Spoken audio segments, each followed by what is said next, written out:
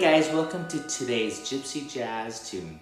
It's actually a Gypsy Waltz written by Stephane Wrembel for the film Midnight in Paris. It's called Bistro Fada, beautiful E minor key song, full of great ideas, phrases, and licks. I'm going to teach it to you note by note, rhythm by rhythm, phrase by phrase, completely breaking it down so that you learn it really well. Let's get started.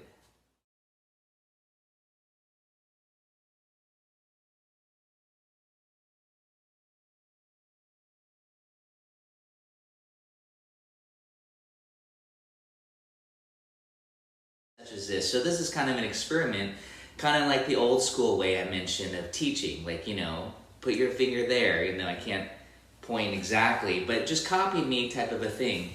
There's actually a great video I was watching fairly recently. I think it was Dorado Schmidt teaching his son guitar many years ago, and they, you know, there was like copy me. It's just the oral tradition of learning, and I think again that's a very important part. I'm going to do that with you guys. The copy me approach versus just rambling concepts or anything like that. But you have to definitely keep trying it. I know it's, you know, not necessarily one-on-one, but at least it's good that I can keep repeating and you can copy me, etc., and ask questions. And, you know, anyways, that's kind of the method I'm trying to use with this approach. I did tab it all out for you, the A section, which is what I want to go over today. There's basically 3 sections, and we're going to basically treat it like it's, you know, each section is its own composition. Kind of talking again about some techniques, some of the theory behind it so that you learn it and can memorize it instead of just kind of, again, reading it. I want you to kind of just internalize it. That's definitely the goal here with this. It's kind of an experiment again. I'll teach this way when I'm teaching private students. It's actually a really good method, of course, as I just mentioned, like the oral tradition, but it's harder with a group of people. But that's why you really got to make sure that you try it, meaning play it with me here. If you watch Stephane Wrembel play it live on any videos, you'll notice that he doesn't play it the same way twice usually. He's always kind of improvising around it. So that's why specifically we'll just use the recording from the Midnight in Paris soundtrack. I think that's the easiest way to just keep track of it and not a live version or anything like that where he's changing things around. Even then, there's variation within the A section on the second time through. So, but we'll look at that again, but today we'll just hit that first A section. So, first of all, it's just the intro. We're gonna just break it down chord by chord. And the intro is this, E minor, and I'm just playing this open E minor. I'm gonna, again, walk through it very, very slowly. We have this open E minor. Okay, so for now, I do not recommend this E minor. Okay, if you're just to look at the chord, we could do that later. We could be creative, but for now we'll use just the open E minor. So we're going 1, 2, 3. Okay, boom, chuck, chuck is usually what people refer that to. And then immediately you want to get the third in the bass, the G in the bass. Okay, so you're going to go 1, 2, 3, 1, 2, 3. And you don't need to strum all 6 strings. That's way too much. You just want to isolate and pretty much hit, as I had written on the paper there, 4, 3, and the 2 strings. Okay, you don't need to be very precise, but I mean pretty precise again, but you don't need to like look down and make sure that you're hitting it. Okay, and there I heard the B string. And that's okay, it's all still part of the chord. So again, we have 1, 2, 3, 1, 2, 3. Okay, and I'm using my pinky. Again, I'm gonna really break this down for you. I'm using my pinky and I'm holding this E minor like this, but hey, try it like this. Okay, like this. This is often how I would play E minor. Okay, and then you could do the fill. Well, actually, sorry, we're gonna go to F sharp minor 7 flat 5. And if you don't know F sharp minor 7 flat 5, let's go through that very slowly. We have, okay, F sharp. Well, I don't know if I should say the notes or the numbers. 2, 2, 2, 1. It's an A minor triad with the F sharp in the bass, and that's the 2 chord. And then instead of going to the 5 chord, which is B7, we're going to just play a riff.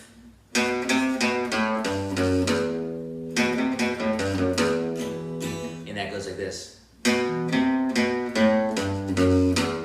Do you guys all have the tabs with you? The sheet music that I passed out, just for reference. Again, I'm going to go through it over and over. I'm really experimenting here. I'm going to go through it over and over so that you memorize it. You will not need it. I might need it too, though, for a second. But but we have this.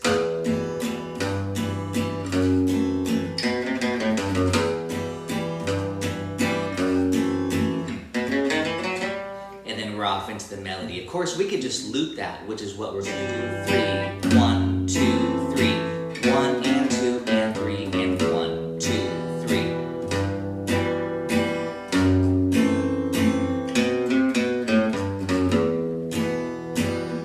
So this is why actually I like playing the E minor like this, because it makes it easier to go to the F sharp minor 7 flat 5 like this. So that's why I'm starting with E minor like this versus this. Okay, I'm actually using these fingers. And then I'm using my pinky to grab that G bass. And then here. Okay, and then the riff, I'm using my middle finger. Riff. I'm using my middle finger. And I actually want to do that with you guys a few times. We want to swing it. We want to play it slow at first. We want to swing it. So we want to do this. 2, 3. 1, 2, 3. 2, 3. And I'm just alternating my picking. Okay. It's a nice little riff.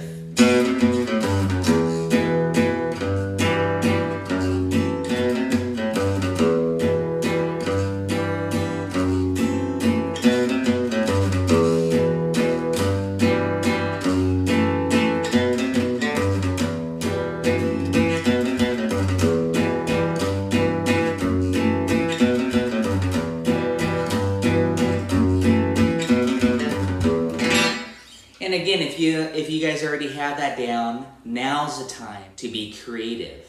Now try it up here.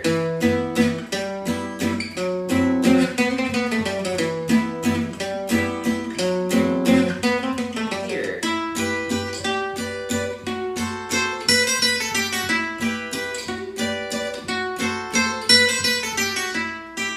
You can see what I mean? That just from that opening intro riff, you can make that an exercise and move it all around. It's a really good, valuable skill to do that, okay? Okay, so now we gotta get that pickup note. It's crucial that we practice this the entry to the melody, and it starts on the and of 1. 1. Okay, and I'm gonna play it very slowly. 1. And notice that I'm shifting to my first finger here. That's just my own preference. You might use your pinky. 1. And then you can shift, depending on what your strong fingers are. For me, these 1 and 3 are the strongest, even though I'll use my pinky sometimes for a slur, like this. But I much prefer this. Most players do. So again, I'll talk about that phrase in a second, but let's just get the timing of the pickup measure into the melody. 1, 2, 3, 2, 2, 3, 3, 2, 3, 4, 2, 3, 1, 2, 3, 2, 2, 3, 3, 2, 3, 1. Ba-doo, ba-doo, ba-dum. So 1, 2, 3, 1. 1, 2, 3, 1. And I have to tell you, that's the E melodic minor scale. If you want, that's how I think of it. Beatles used it on Yesterday like that. You know, B7.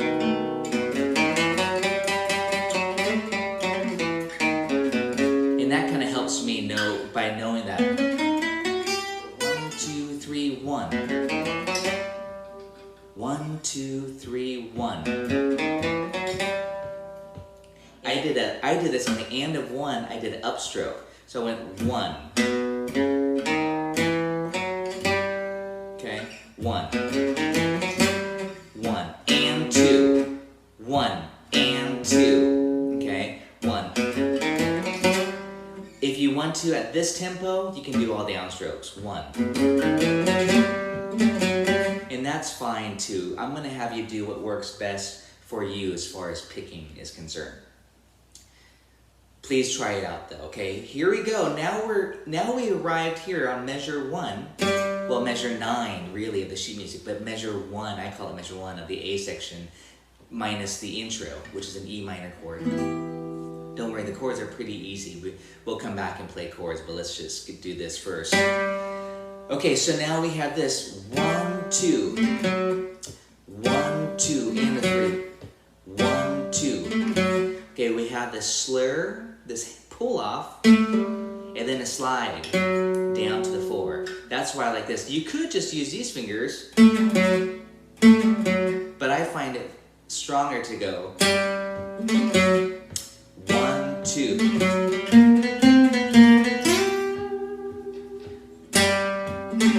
And even with the timing, I'm doing that as an upstroke.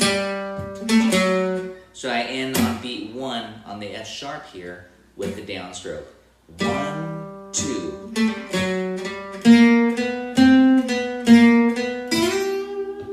Okay, so it's 1, 2.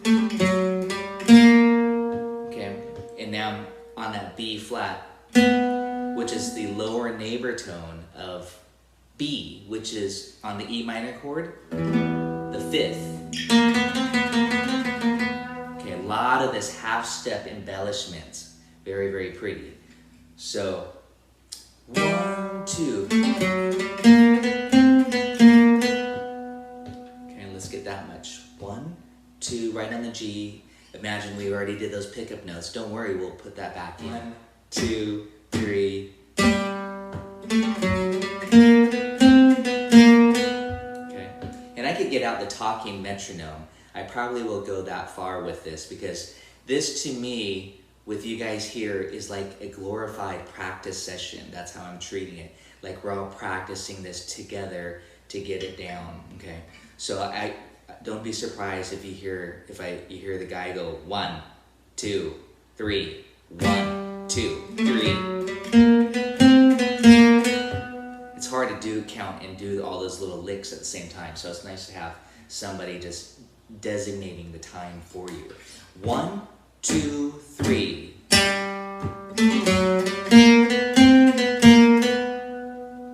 And I'm kind of snapping this. If you guys are having trouble with this, 1, 2. 1.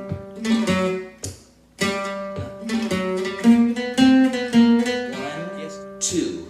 Right there, on the and 2. 1, 2, and. 1, 2, and. 1, 2, and. 1, 2. 1, 2.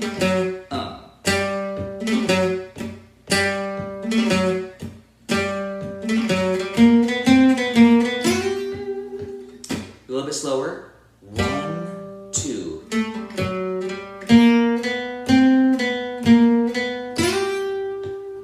This note, just slide right into that 8th fret on the 2nd string, that G, which is a 3rd of the chord. He's actually really just stacking this triad. He's got the G, he's got the 5th, the B, and the 3rd. Do you guys get that? Isn't that sweet? He's targeting chord tones.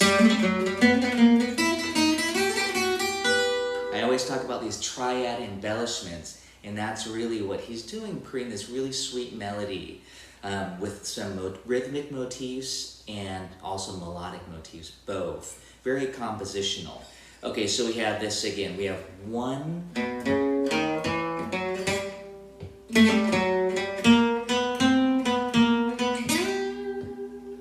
Okay, and there you could use your, but I don't. You could use whatever fingering feels comfortable. I'm doing my 3rd finger to arrive on this G. Because the next lick is on the and 2, and you're gonna definitely want to get your 1st finger here. 1.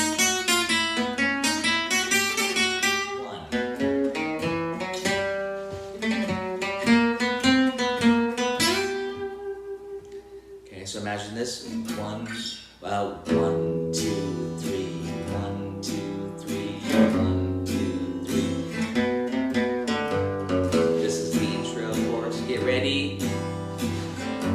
right here. 1.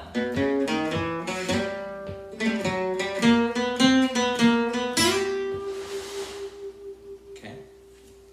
And we're going to do that a few times. I might get my talking metronome out here, if you guys want to just keep practicing. Pro metronome? Get Pro metronome. It's free and it's great. And it talks to you. 1, 2, 3, 1, 2, 3, 1, 2, or 4, 4. It really, really helps when you're trying to get your timing, your phrasing correct and accurate to know where you're at. Because you can cheat and you might not even know you're cheating.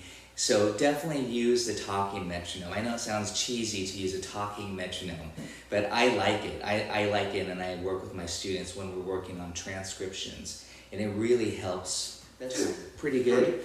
1, 2, 3, 1, 2, 3, 1, 2, 3, 1, 2, 3, 1, 2, 3, 1, 2, 3. Get ready. 2, 3, 1, 2, 3, 1, 2, 3, 1, 2, 3, 1, 2, 3, 1. Okay.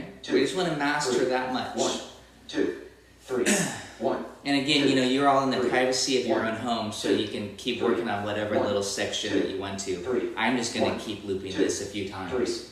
I might take out that intro, but I'm going to add the intro in just for now in case you want to give it a try. 1, 2, 3. 1, 2, 3, 1, 2, 3, 1, 2, 3, 1, 2, 3, 1, 2, 3, 1, 2, 3. Get ready. 1, 2, 3, 1, 2, 3,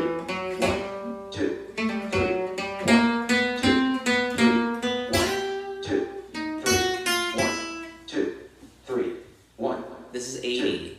3. On the pickup note into measure 9, which is the melody. 3, 1, 2. Here we go, I'll count. 1, 2, 3, 1. 2, 3, 1, 2, 3, 1, 2, 3, 1, 2, 3, 1.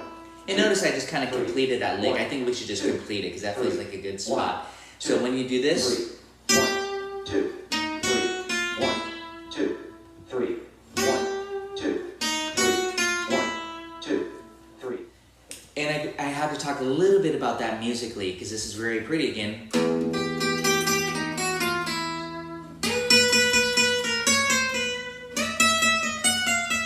These are all really beautiful musical ideas. You've got this little chromatic to the root, the third. That's called enclosure when he's going from below it, above it, chromatic into the root. Okay. Again, there's a lot of beautiful compositional techniques here, improvisational ideas, motifs that you can extract from this solo.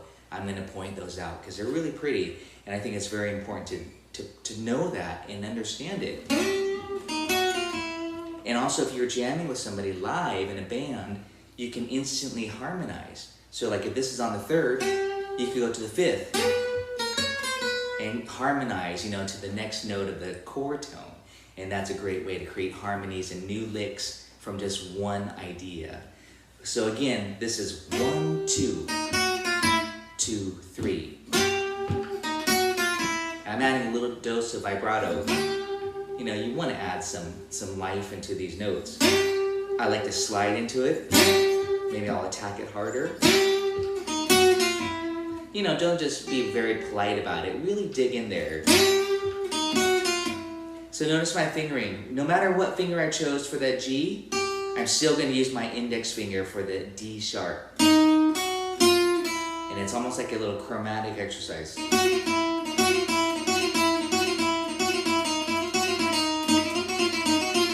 So, you might use your pinky, you might use whatever finger you're, but then you're going to probably shift to the D sharp with your first finger. So again, that would be this. 1, 2, 2, 3, 1, 2, and 3, and 2, 3. First finger. So again, that would be this. 1, 2, 2, 3, 1, 2, and 3, and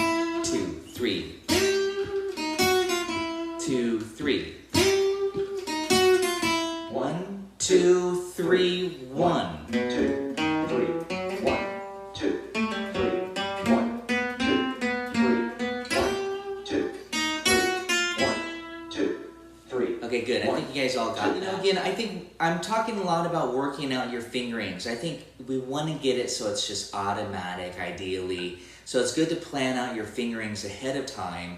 But again, sometimes you just got to do what you need to do. I mean, I could demonstrate it just using all with one finger, but in context, I'm trying to figure out what fingering works best so I can actually execute it. Or I might play here.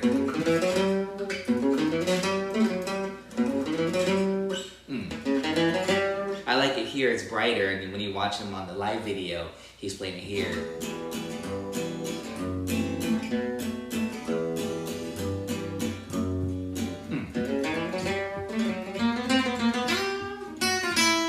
So again, I'm just saying, work out your fingerings. We're going to take it about 80 and try to just keep adding to it.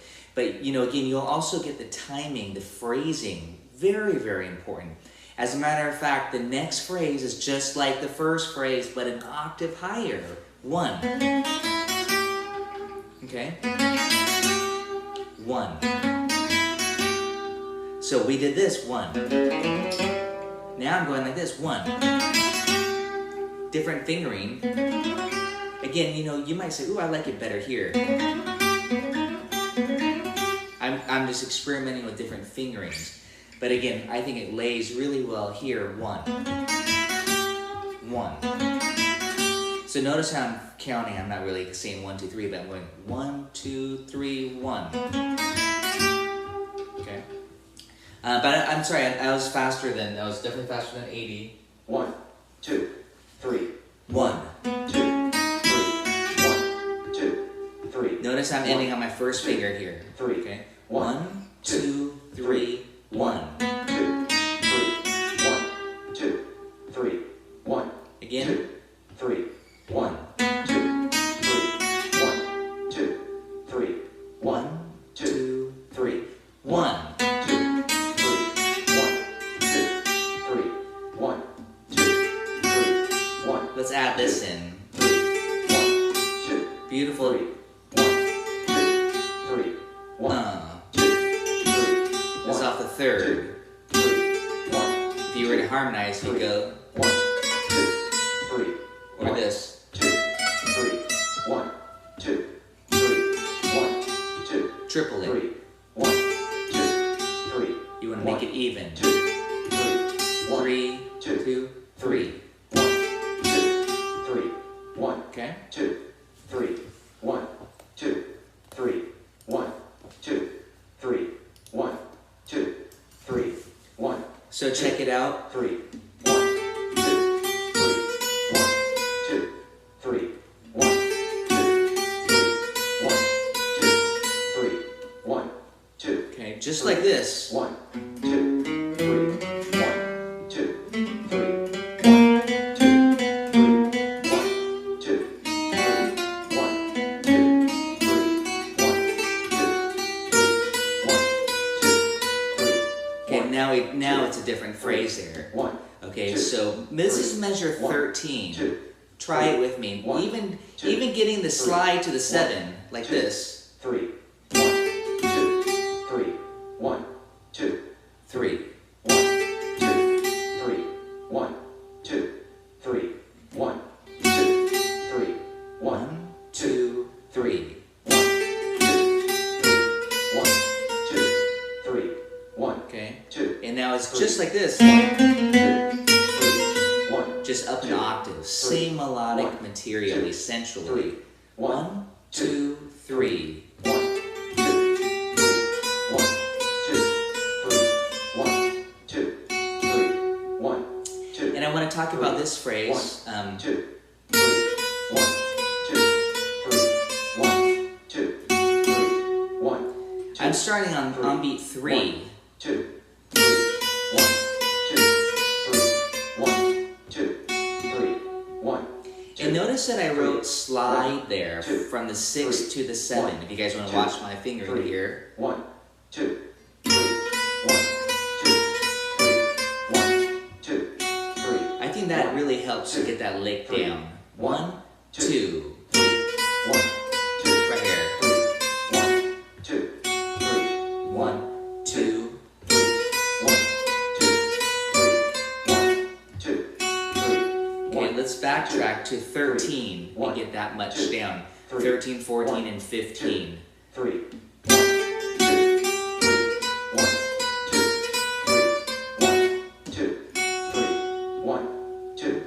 A few times. 2, 3, 1, 2. Sorry, here we go. 3.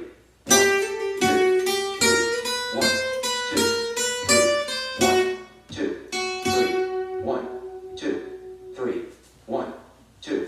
Let's try it from the beginning of the melody all the way through that phrase. That to me feels like the whole first big phrase. 3. 1, 2, 3, 1. 2.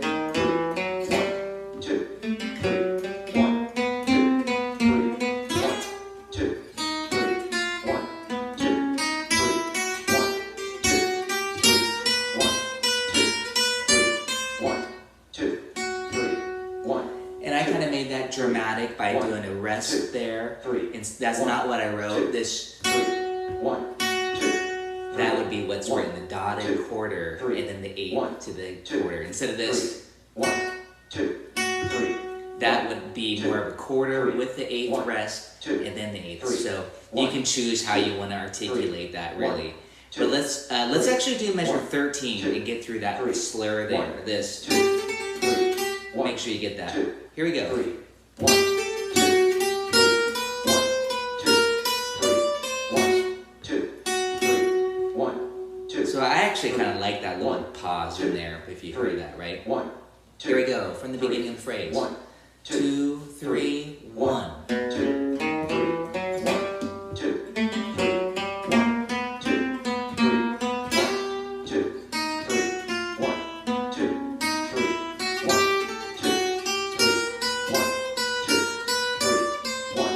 1, 2, 3, 1, 2,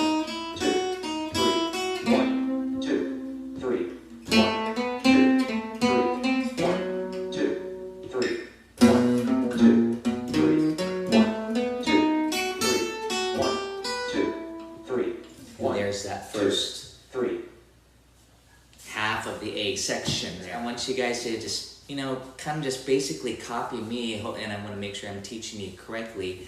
But the issue, oh sorry Tony, the issue of fingerings are always going to come up. Leslie and I say, well, I don't like using my pinky. A lot of Gypsy Jazz players don't like using their pinky. So you might have to figure out what fingering works best for you. Same as picking too. I kind of have my own approach to it, and it's not the Gypsy picking. So if you're expecting that, I'm not really doing that. I am focusing a lot on rest strokes, however.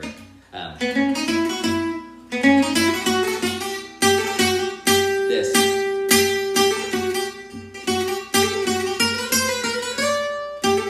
So where I'm picking and I'm resting the pick on the string underneath it. The only thing that I'm not really observing is downstroke on each new string. And so I think a good place to practice is this.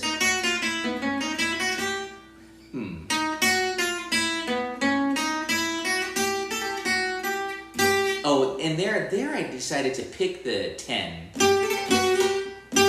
But actually that's not what's written. It should be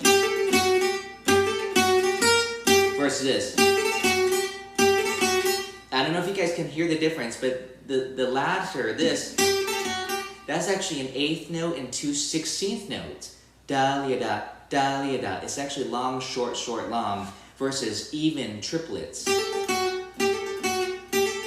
Triplet, versus, you guys hear the rhythmic difference? Pretty subtle variation, but it is different, just so you know. I think a good place to just practice right now is this. So I went. Let me get the timing of that phrase. See, I did it differently.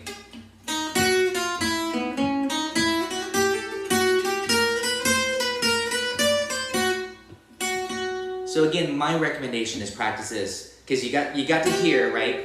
You went, and then we have to get this.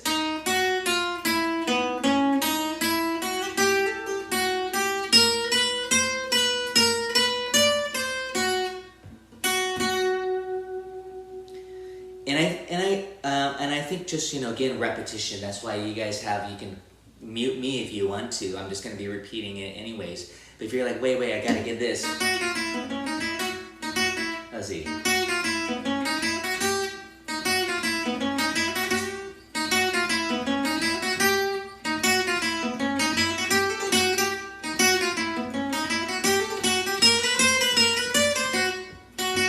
You know, slowly get it down. I mean, again, I really want you guys to get it accurately and learn it correctly this time around if you've attempted to play it before.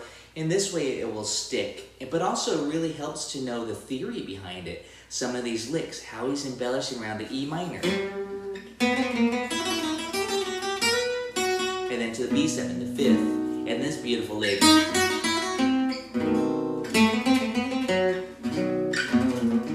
Right, these arpeggio, these chord tones being, you know, just he's playing around with the rhythm of it, but he's really targeting so nicely the 3rd, flat 9. That's flat 7 to the 5th. That's the 3rd. This is the next phrase, so we should talk about this on the B7 chord, the 5 chord. It's actually very simple, the harmony. So far, we have not left the 1 chord. It's been all E minor.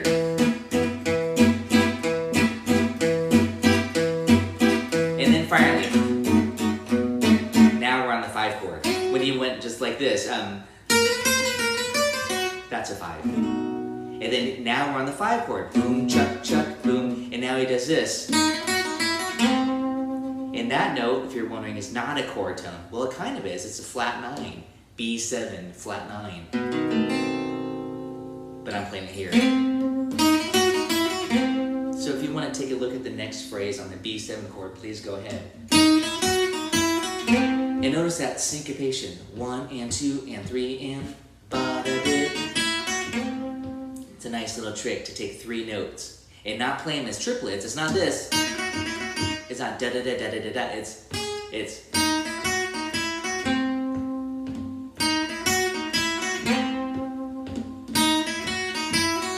Again, right hand can kind of dig in there. Practice that right hand.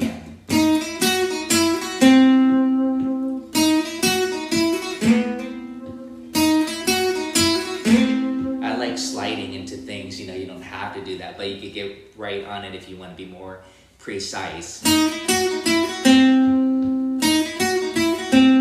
then here's, by the way, that's on the B7, right on the 3rd to the 5th. Like you're in the scale, actually it'd be the harmonic minor scale, E harmonic minor.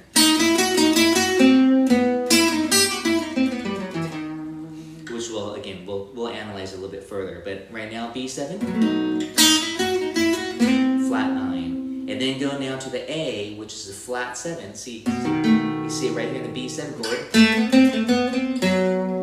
And that was flat 7, root, flat 9 to the 5th. So we have we have the flat 7, root, flat 9, repeat to the 5th, B7.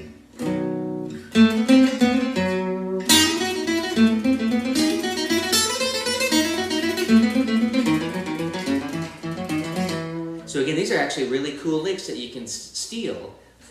Well, we can borrow them, rather.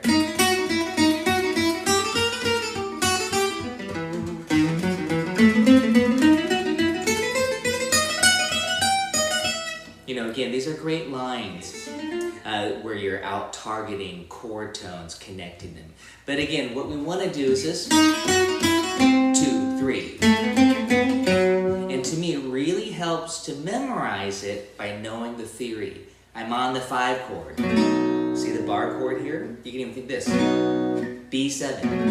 I'm on the 3rd. Flat 9. To the flat 7. To the 5th. Okay? Do you guys see that? In the B chord. You got the B, you got the 5th, you got the flat 7, you got the flat 9, you got the 3rd, you got the 5th again. Just like we're doing a diminished arpeggio. Okay, so again, that's the theory through it.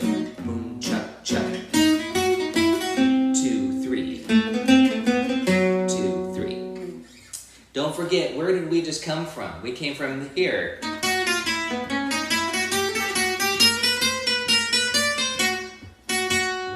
2, 3. 2, 3. 2, 3. And then we got to finish out that cool arpeggio there. How you guys doing? I'm wanting this to be very, quote, interactive, but I want you to really try this on the spot. You'll know. You might say, oh, I got to work on that one later or more. You know, don't wear yourself out too, of course, even though I want you to play. I really think this is good. Again, it takes patience, you know, I think, just to go through it, but this is how you learn it really well, by doing it over and over. And you know, as much as I like just kind of demonstrating, you know, play a harmonic minor, play diminished, you gotta do it. This is what this workshop is in particular is about, is actually digging in and doing the work. And everybody's at a different level. I do understand that. Maybe some of you have already done this before. So in that case, what I'm suggesting is, hey, harmonize with me. Try to play out, you know, that's why I'm kind of giving you the theory. Meaning this, if I'm doing this, you could do this. You could do this. You know, you could play off the third, the fifth, the flat nine. You can think about where else can I play this if you've already got it. You could be making your own version so that you're really learning how to use these ideas. We have to backtrack. We have to go here.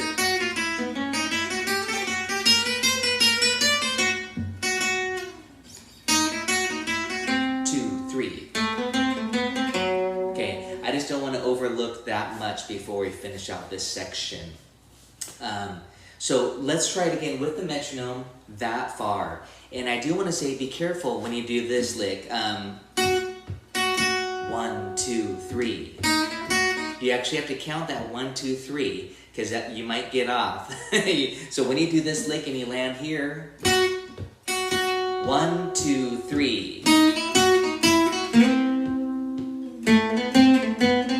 2, 3. I didn't count the 1, 2, 3, but we'll have our friendly metronome count that for us. But I really suggest going 1, 2, 3. 1, 2, 3.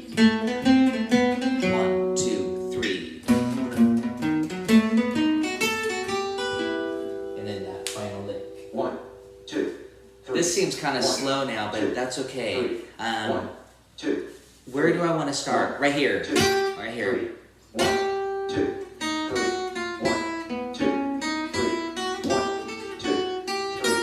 1, 2, 3. 1, 2, 3. 1, 2. See what I mean? 3. 1, 2, 3. 1, 2, 3. 1, 2, 3. 1, 2. Okay, let's stop there. 1. I know 80 is relatively slow from the demonstrations there, but let's get it and make sure you swing it. 3. Okay, just lay back. 2, Da da da da da da da. 2. Okay, here we go. 2, 3. 1. Where are we starting? Right here. 1, 2, 3. 1. Okay, just showing you where we're starting. 1. Here we go. 2, 3. 1, 2, 3. 1, 2, 3.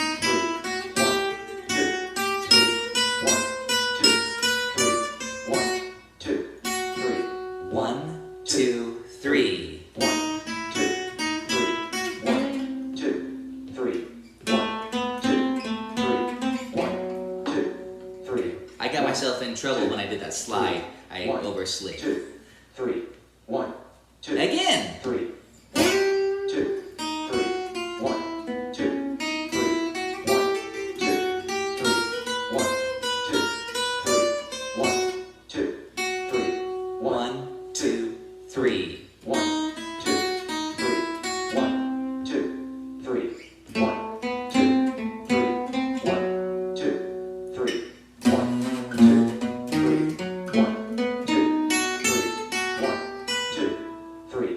1. Let's go ahead and get that last phrase that I did there on the B7 chord, the arpeggio. 1, 2. And then we'll piece it all together so far. Here's the chord B7. Bar chord or this. And off the root here.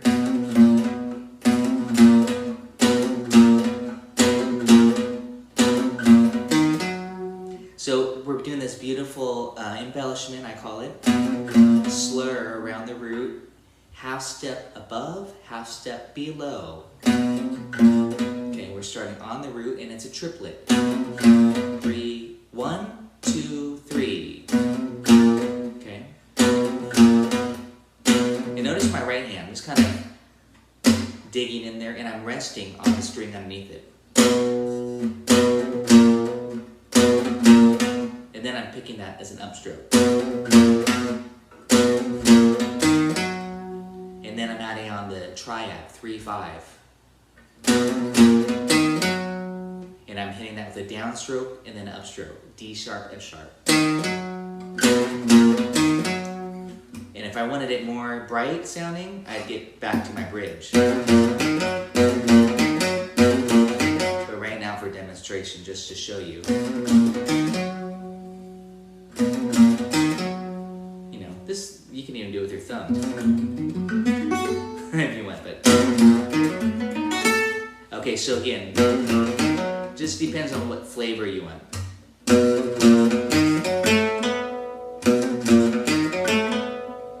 And that's just a B7 arpeggio. Well, the flat 9 here.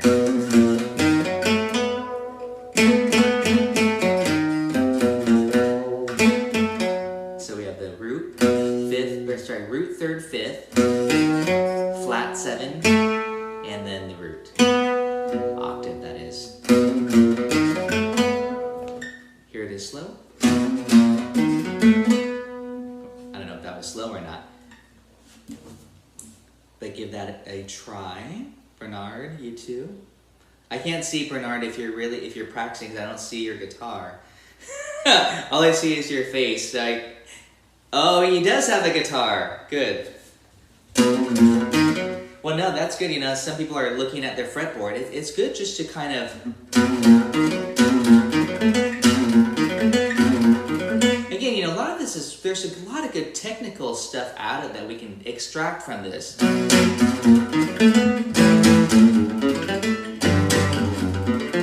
These little dominant arpeggios. Again, I really want this to be a really useful lesson to where you can extract techniques and licks and ideas. You know, put it into Sweet Georgia Brown, put it into Dark Eyes. You know, these little arpeggio licks and phrases. Again, you know, it really just helps to get some phrases down. So this whole arpeggio now, I'm going to complete it. And I just ended up on the flat 7 here.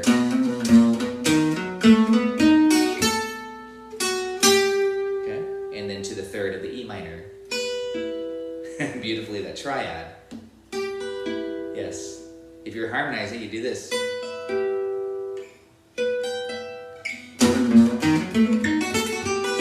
Okay, that's a little too fast. Here it is slow.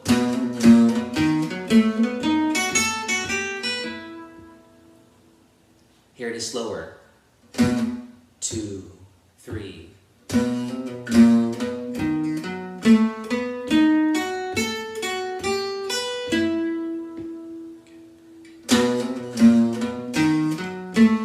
And again, I keep stopping there because once you get there, I recommend practicing it like this. So you have,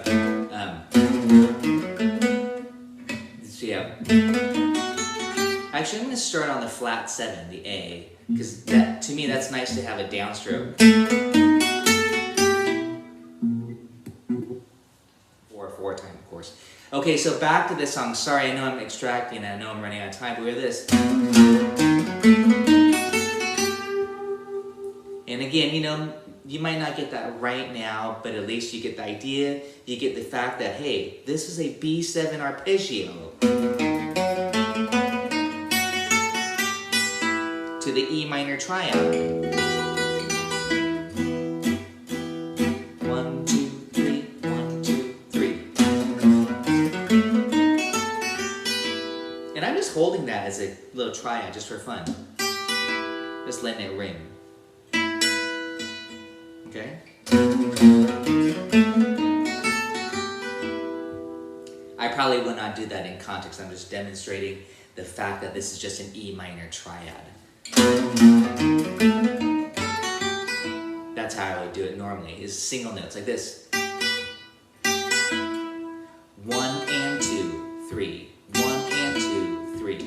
Again, but notice it is just a triad. Okay, so if you wanted to hold it, beautiful.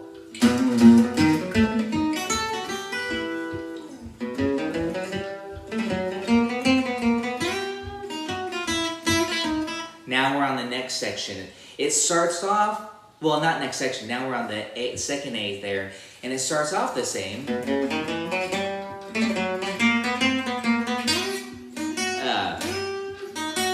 I get too carried away with slides, it's gonna be accurate. And then that's where it changes right there. So, you know, you already have 4 of those measures down, relatively. Okay, but we're not ready for that quite yet. I still want to backtrack to here.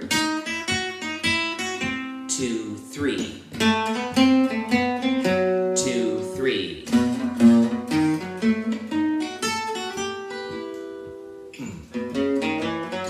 Now we can repeat and loop it there.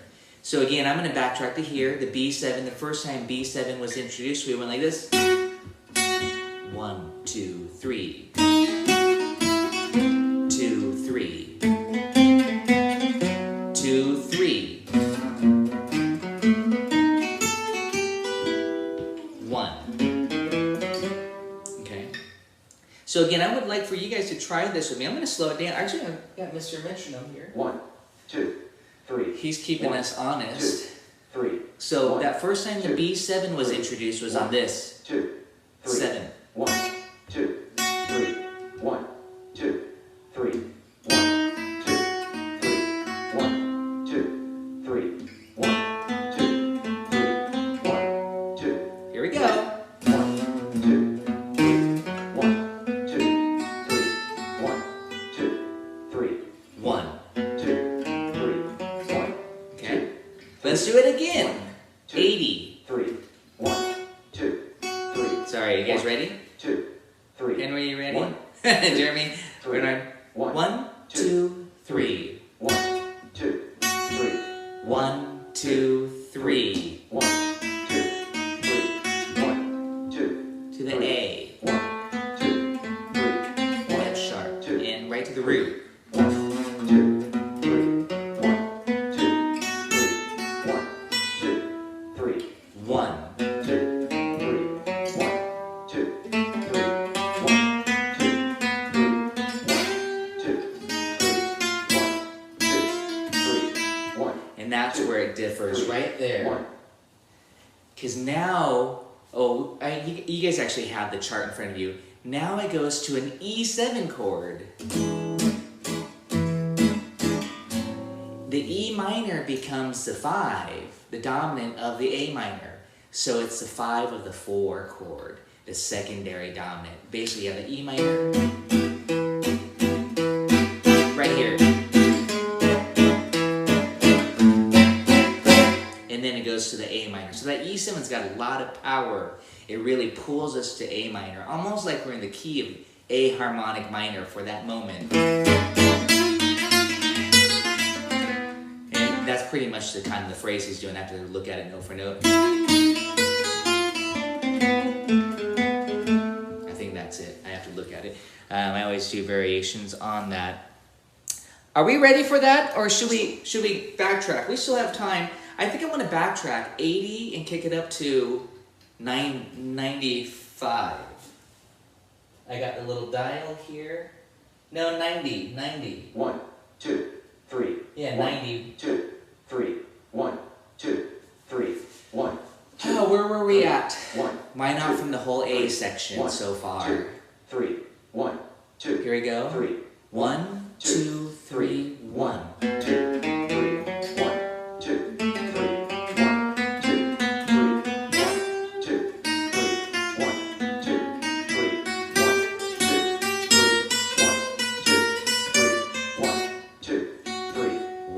2, 3. 1, 2, 3. 1, 2, 3. 1, 2, 3. 1, 2, 3. 1, 2, 3. 1, 2, 3. 1, 2, 3. 1, 2, 3. 1, 2, 3. 1, 2, 3. And we can do that again 1, 2, 3. 1, for practice. 3. 1, 2, 3. 1, 2, 3. 1, 2, 3. 1, 2, 3.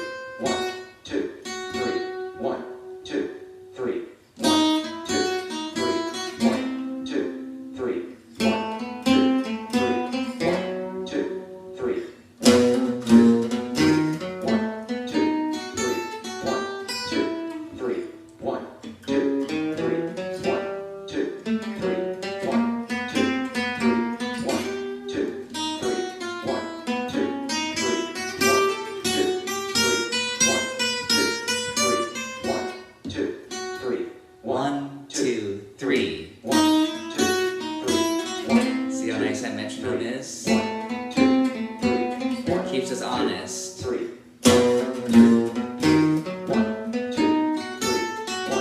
2, 3, 1, 2. Woo! That's good practice there. 3.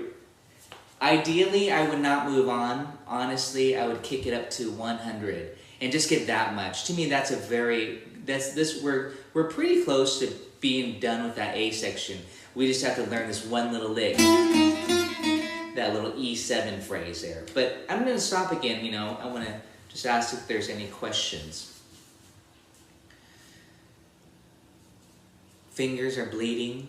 It's pretty fun, you know. Again, I'm hoping that you have fun. Of course, you know, you signed up for this class, and I'm kind of, obviously I'm focusing a lot on rhythm, some of the theory behind it. The chords are pretty straightforward. I don't really have too much to say about it as of now, except go E minor, boom, chuck, chuck.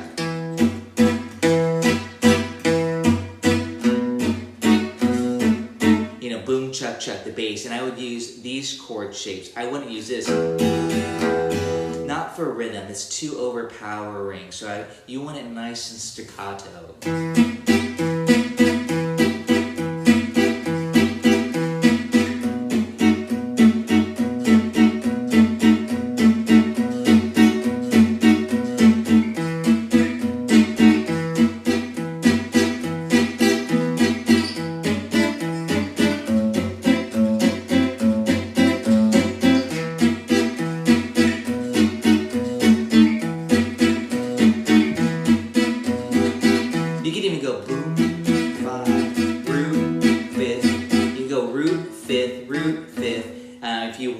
That's often common. We could fancy it up. Again, today's session will not be too fancy on chords. Just make sure you can kind of do that. And one other thought there, Leslie, maybe this is for you. If you're like, hey, I don't really like this E minor shape here, you could go up here and go to E minor 6 on the 12th fret.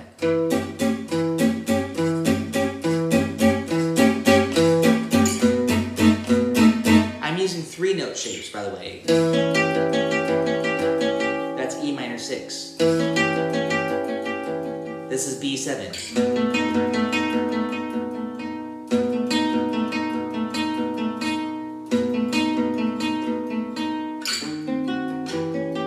E7 would be this. A minor 6. So again, if you don't again, you know, say, oh, I can't do this shape, I'm not gonna do it.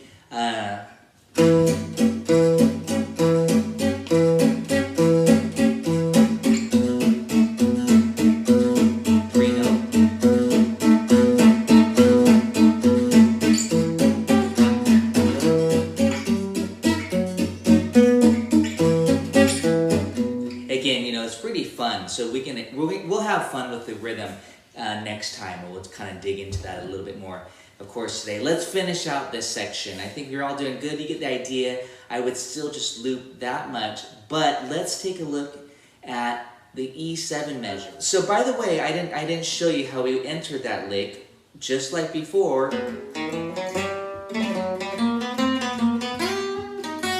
Right here. So we go.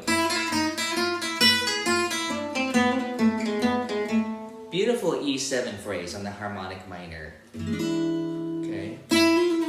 So you want to do this. Oh, by the way, the E7 chord starts on 29. This starts right before the E7. It's still on the E minor. So it's kind of a transition lick. Almost like it's he's thinking E7 early, which would be called anticipating.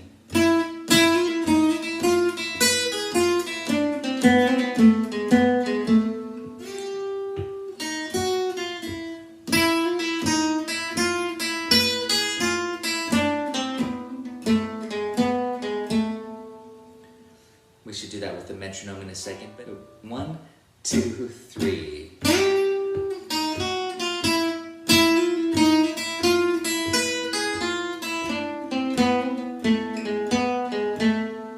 And he's just having fun with the harmonic minor scale.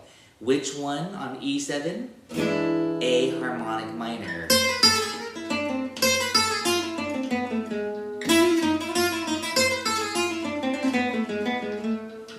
phrases like that. That's all that lick is coming off of. And then it goes to A minor. And he goes, and then he stays on A minor,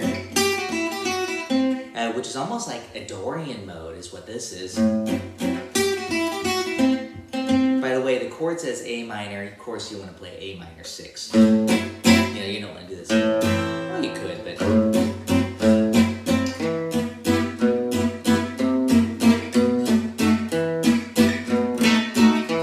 And that was the final part. That's C7, B7. That's tritone sub, nice and dark, to the E minor. To turn it around, of course, back, and that's your A section. I will show you some variations next week, and we'll hit the B section, which is kind of almost like Dark Eyes style, where it focuses more on the 5 chord instead of the 1 chord. This section focuses a lot on the 1 chord with a few of those dominants thrown in. The other goes to the 5. The B section starts on the 5. Some good licks here. Okay, so I think I want to hit this E7 lick again. We should go, and I'm not actually going to do this. To me, that's where the transition ends into the new phrase. So again, backtrack, what measure? 27 would be this. See, that's where I think is exactly the same as before, except he doesn't do this. But now it's this. And that's where I want you to get that lick.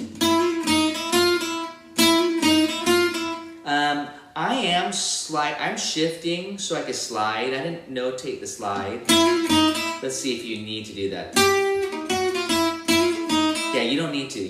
I think I did it because not everybody's gonna slide. So you could do this. You don't have to go. But, again, work out your fingerings. I like to do this.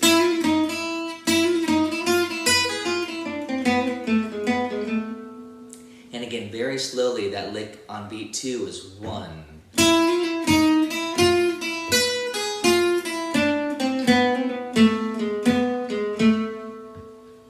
Okay. Mr. Metronome at 90. 1, 2, 3, 1, 2, 3, 1, 2.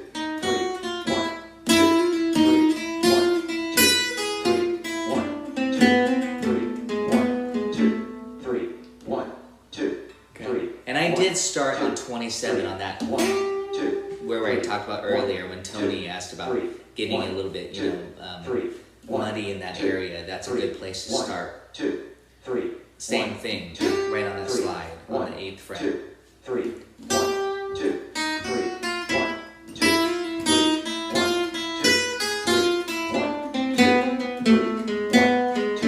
3, 1, 2, 3.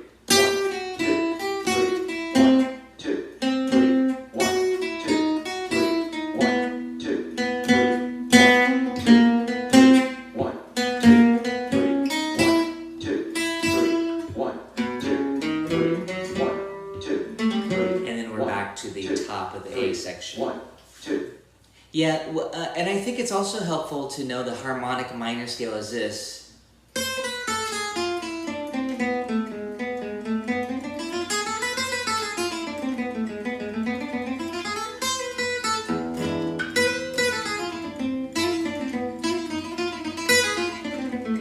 It's nice to know, like, oh, he's gonna do that live anyways, to goof around with that flavor. That's why, to me, knowing your scale relationship chord, again, like say we're playing 4/4 swing, right here, E7.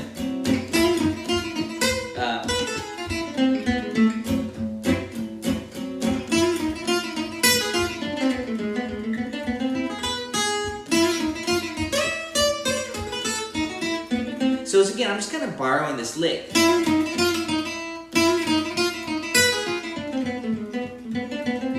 Then I kind of morph it into something of my own on the resolution of A minor. But again, you'll get it under your fingertips, all of you will. But again, try to really dig in there.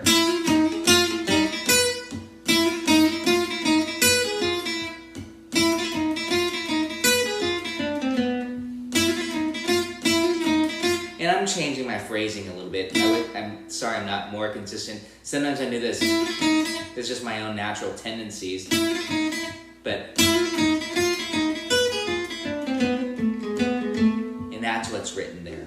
So it's going to be 1, 2.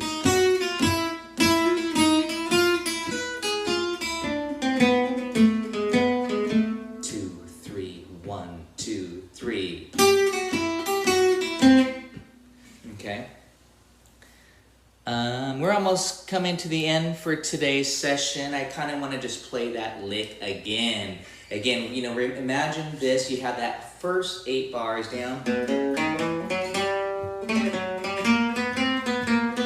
Right here.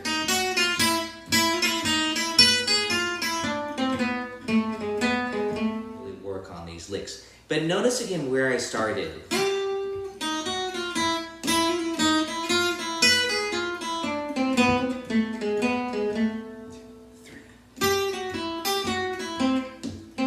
A minor lick, this Dorian lick.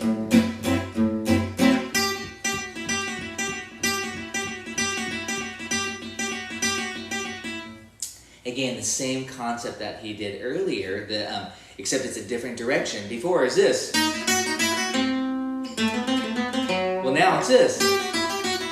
So again, he's taking a lot of these motifs and bringing it back. That's what's unifying this composition, is the recurring motifs, even though it's in a different section.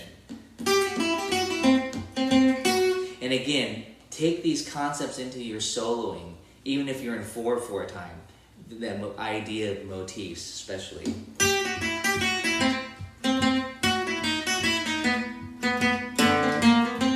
Ouch, that was nasty, sorry about that. But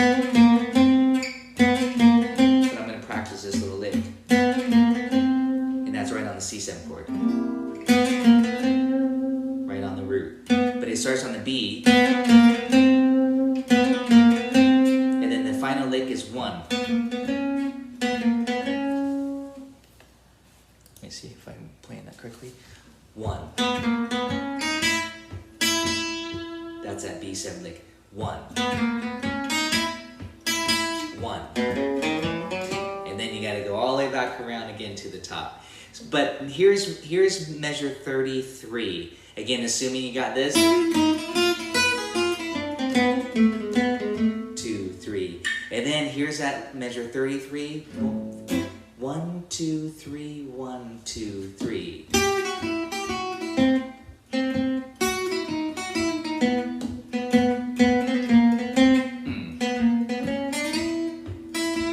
I messed that lick up. 1. 1.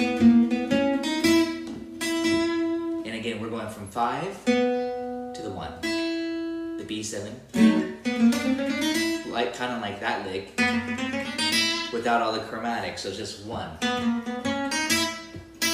1. And then we're back to the top. Let's finish it out again at 33. Measure 33. I know we're on the final few minutes. 1, 2, 3, 1, 2, 3.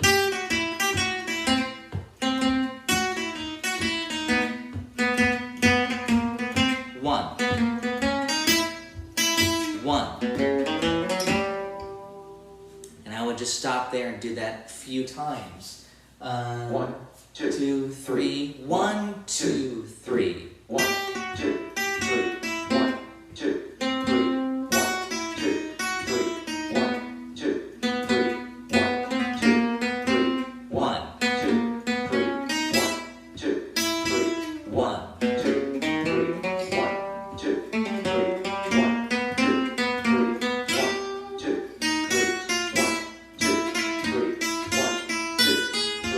1, 2, 3. 1, 2, 3.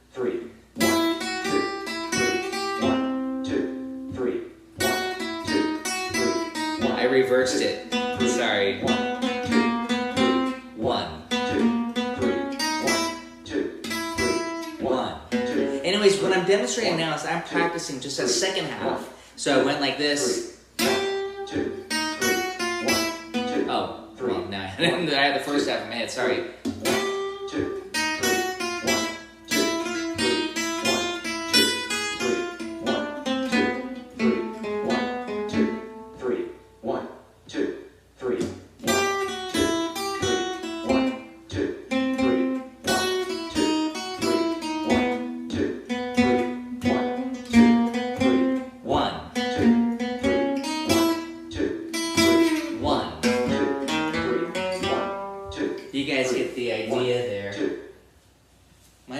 fingers hurt. I don't know about you.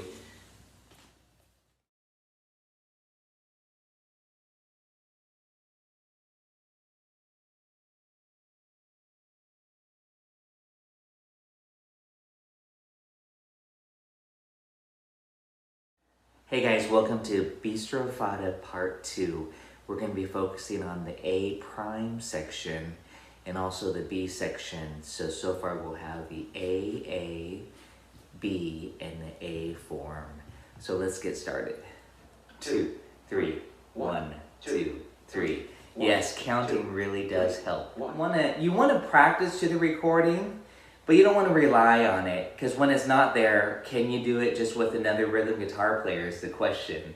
You know, I find that that's tricky for, you know, that's the true test. You know, like people will sing along too, and then they forget the words or something with the song. So you want to get used to doing it with the recording at first, maybe, and then get rid of the recording, and then do it to the metronome. And then just do it to a backing track is good, you know. But it's nice just to be able to do it to the metronome, just solo guitar, metronome, and then you add the rhythm guitar. Intro on the end of one, that's very important. 3, 1, 2, 3, 1, 2, 3, 1, 2, 3, 1, 2, 3, 1, 2, 3, 1, 2, 3, 1, 2, 3, 1, 2, 3, 1, 2, 3, 1, 2, 3, 1, 2, 3, 1, 2. I'm recommending counting with him. 3, 1, 2. I said him, we don't know what it is. 2, 3, 1, 2, 3, 1, 2, 3, 1, 2, 3, 1, 2, 3, 1, 2. Here we go. 1, 2, 3, 1, 2, 3, 1, 2, 3, 1, 2, 3, 1, All that space. 3, 1, 2, 3, 1, 2, 3, 1, 2, 3, 1, 2, 3, 1, 2, 3, 1. 2, 3, 1, 2, 3, 1, 2, 3, 1, 2, 3, 1, 2, 3, 1.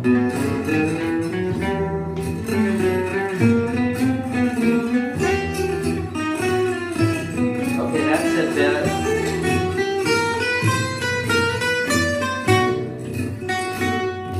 2, 3.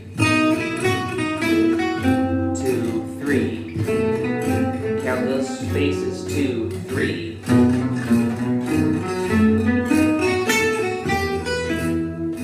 1.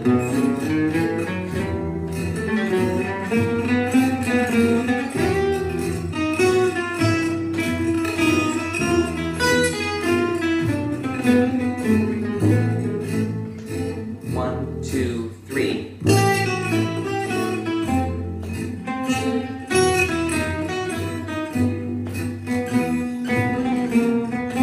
1.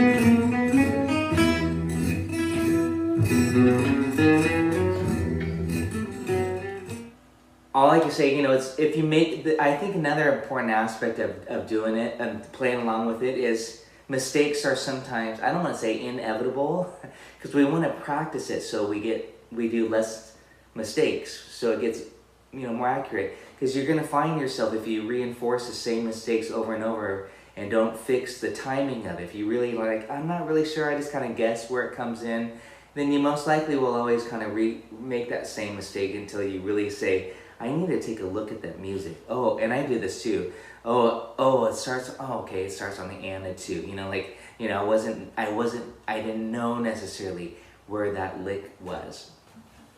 And it actually sounds like on this lick, it sounds like he actually does like a 16th note. I wrote it out as a triplet, but it sounds like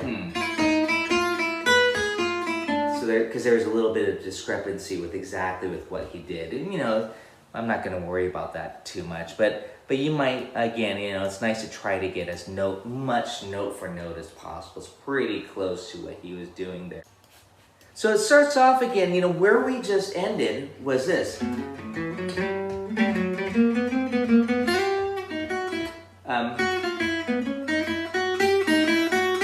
And that's it right there, that little lick on. Okay, so again, it's just a little scale sequence there.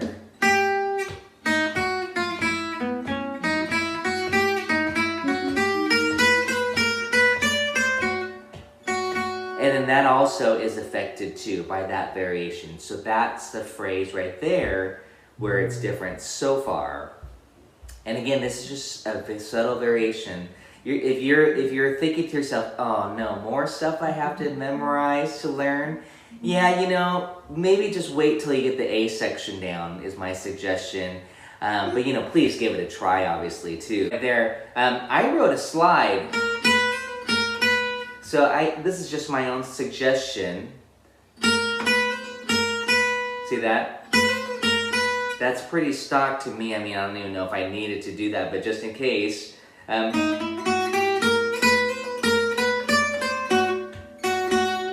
Okay, so that's that line there.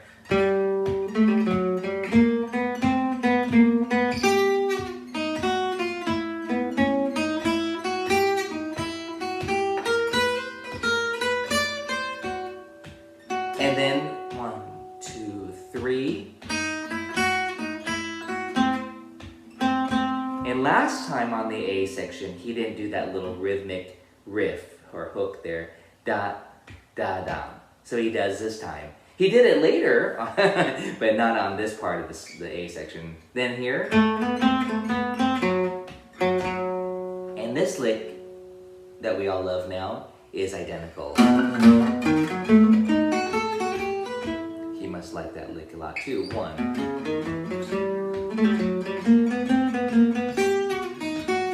Check out what he does here.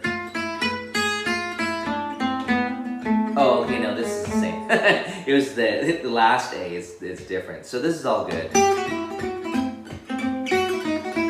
Same stuff. And then now we're at the B section. So again, pretty small details. If you printed it out by chance, you might just want to circle it, just so that you know, like, hey, that's the difference there. It's a triplet on beat 3.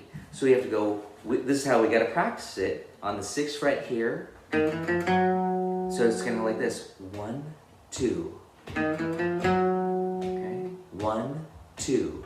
And I'm going down, up, down, up. So I'm actually ending on an upstroke on beat 1.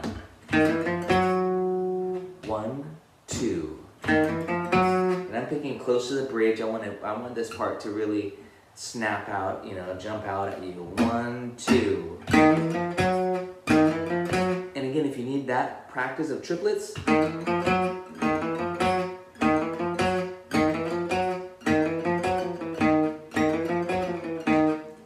great little lick. Again, just that entry. Triplets always are a nice pickup idea to make it exciting. Triplets, in this case, they're not hammered and pull, it's just all picked. And now we're going to do this. 2 upstrokes in a row. Just so I know I could get on the downstroke on the next measure. So right after that 9 on the B, where it says B7 B section there, this 9th fret F sharp, I'm on an upstroke, and then I hit the D sharp again as an upstroke. And then I come down. Okay. And that's again what works for me. I had to think about it though. And that's so I can get that arpeggio again. And this is not too much different from this. Okay, it's the same arpeggio, same B7 arpeggio. So instead of doing this, he's doing this. Okay, I think we should just practice that. 1, 2. Okay. Let's do, and we end it right on beat 3. So 1, 2. we talked about this before, but this is called enclosure. We know B's our main note, but to start above it, and then below it, and then into the note. And then once you arrive there, then you kick into the dominant 7 arpeggio. Again, that's a beautiful upper neighbor, lower neighbor embellishment, similar to this. In this case, okay, it's a beautiful, I'm hoping that you take that and you start your licks off that way, especially on dominant chords to make it interesting. But you can do that on the major chord too, of course.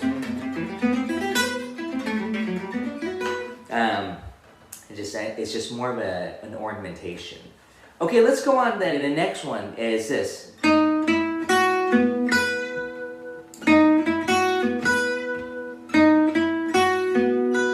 Here's a B chord.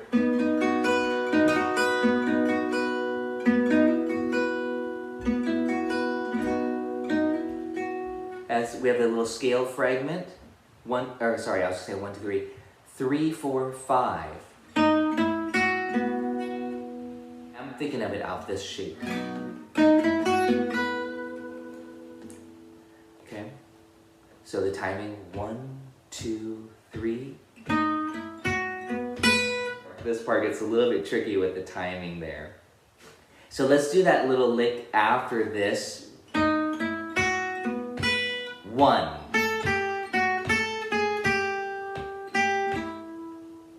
If you guys got that, it's 1 and 2 and 3 and 1, 2 and 3, 1, 2.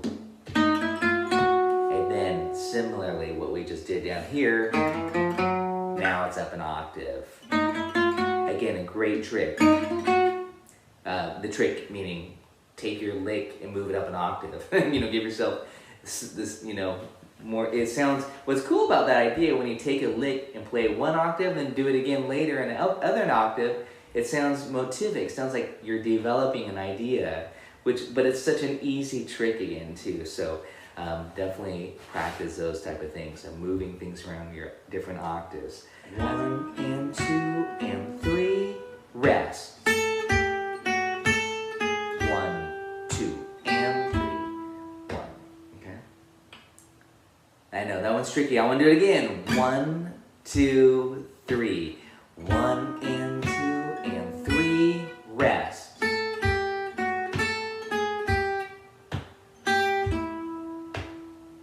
And if you notice there, I made that short. I went, again, those pretty subtle things, you know, like is that short? Is there a rest in there? It's subtle, you know. I wouldn't sweat over that too much, but those are the type of things that, you know, people get into those details. Is it held or is it short? Let's actually do that, those 8 bars right there. Of course, with the pickup note, so we have to enter the B section by going, so that's on beat 3. Here you go, 1, 2.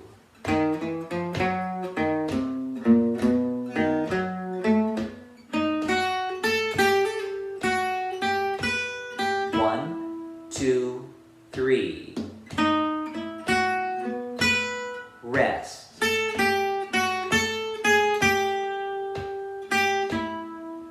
Okay, and we could just loop that alone instead of going up the other octave. 2, 3,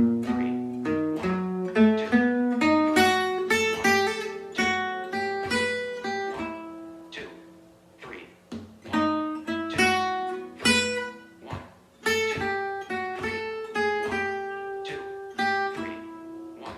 2,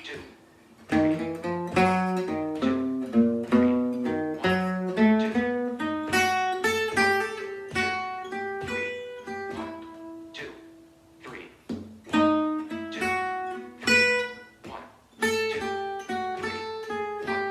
2, Section down, and then now we're up an octave, and it's the same idea. So now it's a little bit more notes around that B. So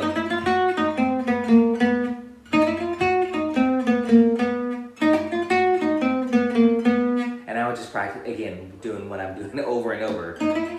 Getting that triplet perhaps. And again, talking metronome. Just a triplet. I'm going to show you, just piece it together. 3, 1, 2, 3, 1, 2, 3, 1, 2, 3, 1, 2, 3. And then a little bit more. 2, 3, 1, 2, 3, 1, 2, 3, 1,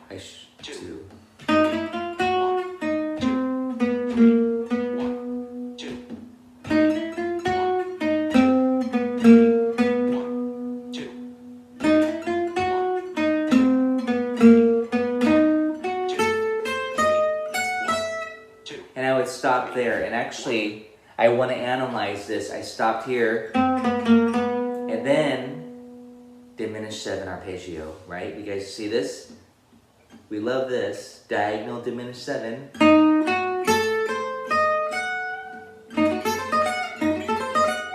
You know, we would start down here probably.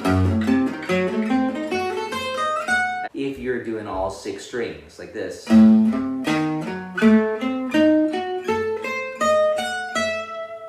If you guys want to try this with me, please do. So in this case, we want to do this. I'll do it very slowly. 1, 2.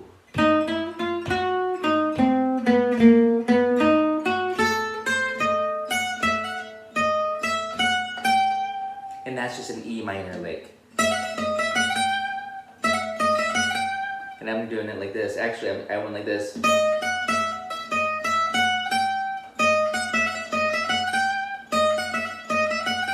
So I'm starting on that measure prior, and then the E minor, and then down here. So, but let's not do that yet. I want to make sure you guys get this B7 phrase here. Licks here.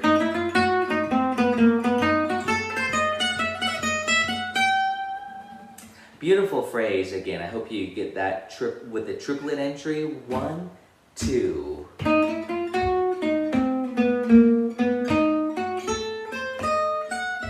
You can just resolve it right there on that E. It'd be beautiful. 1, 2, triplet, diminish. And there I did not shift. It's up to you if you want to do this or this. Again, you're going to find what fingerings work best for you. Lots so far. 1, 2, 3. Next time around. 1, 2, 3. Oh, next time around. Sorry. 2, 3. 1, 2, 3. 1, 2,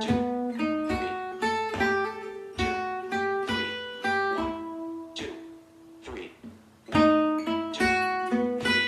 1, 2, 3. 1, 2, 3. 1, 2, 3.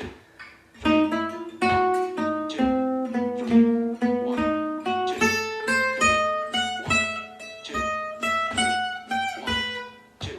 Okay, and that's, I stopped right there on that 7th fret there. Again, these, or vice versa. Take these licks and move it down, like I'm saying, A7. That way you can go back to dark eyes. E7. You know, that might be minus. Let's go on then. It doesn't seem like you guys have questions. Use your first finger for this lick here. So we're going like this.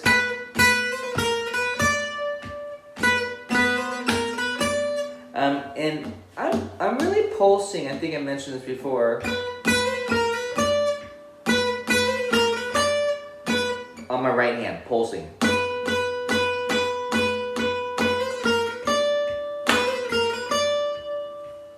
That's what I mean by, you know, really get into that beat as you're playing boom, chuck, chuck, boom, chuck, chuck. It doesn't hurt to even do that. Play those chords and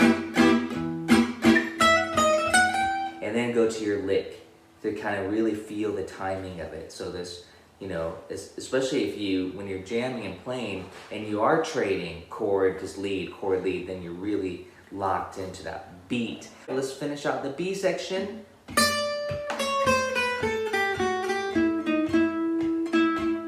It's almost chromatic, but it's not chromatic. It starts off chromatic.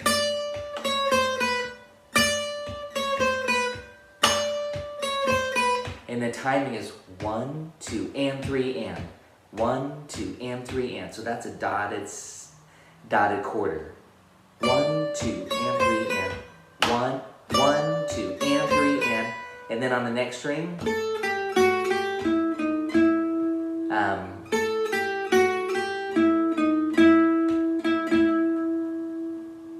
beautiful phrase. Just again, it's that part of it is on the harmonic minor. This part of it, that's not in the harmonic minor. It's more natural minor, but I'm thinking of it as a sharp 9, as a chromatic, kind of a beautiful little, you know, tension builder. 1 on the B7. 1, 2, and 3, and 1, and 2, and 2, and 3, 2. And then we repeat the B section. Okay, and that's really just the B there. Then we go to the A prime, which is, again, the same thing that we had done at the top. Of course, we don't need to review that, but you can add that new section in. And that gets us A, B, A. Next week, we'll do the C section, the major key section. 1, 2.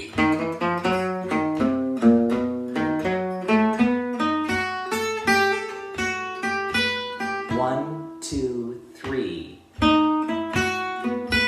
1, 2. Diminish.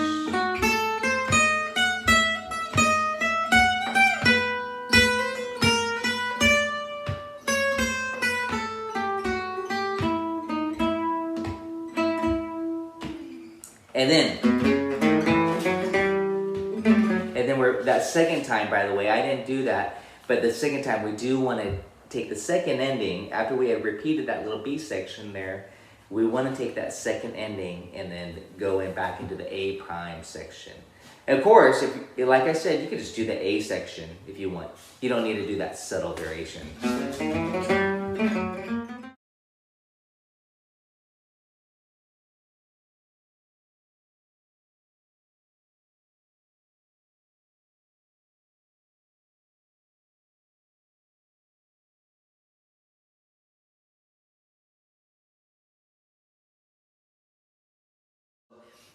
The sections are longer. I mean, you're learning, like, you know, I'm treating it like each one of these sections is a tune. So tonight we're going to learn a new tune, the C section. Get started on just play through this together like we've been doing. I think this is a very good method. I do want to stress this though. The fingerings that I chose, I didn't necessarily watch him for this section. I did a little bit more on the other sections, but you want to just find what's comfortable for you. Okay, so for example, this first lick, I realize it's a 3 frets, it's a 1, 2, 4 fret span. You could do this. You know, you could accomplish the same thing. You could do this. But I think I like to group, and I think he does also, a lot of players do. It's often nice to have 3-note groupings on the same string.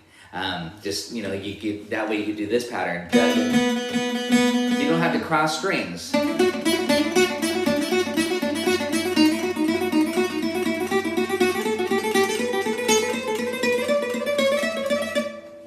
I'm just noodling around again, but I'm taking his lick, his concept, this 3 notes per string, and then just playing it as straight 8th note. I'm sorry, just playing them as 8th notes, not straight. It's actually swung, by the way. It should be this da da da da da da da da.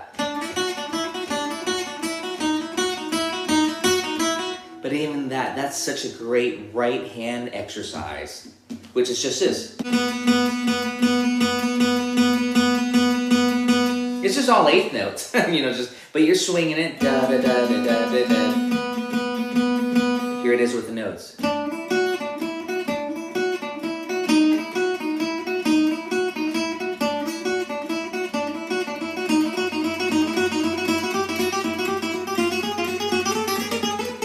You can see how it's a nice little idea. It's just getting your right hand coordinated.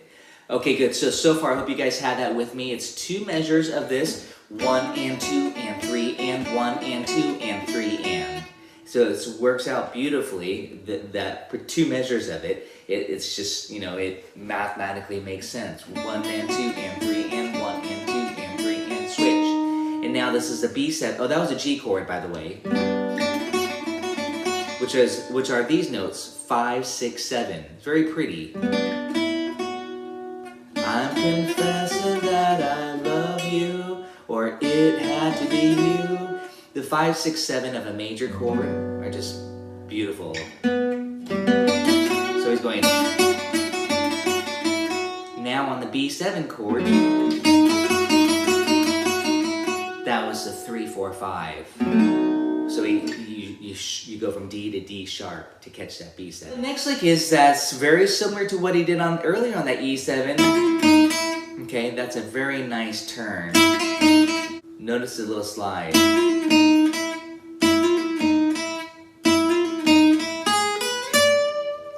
So this is a pretty common E7, like a harmonic minor riff.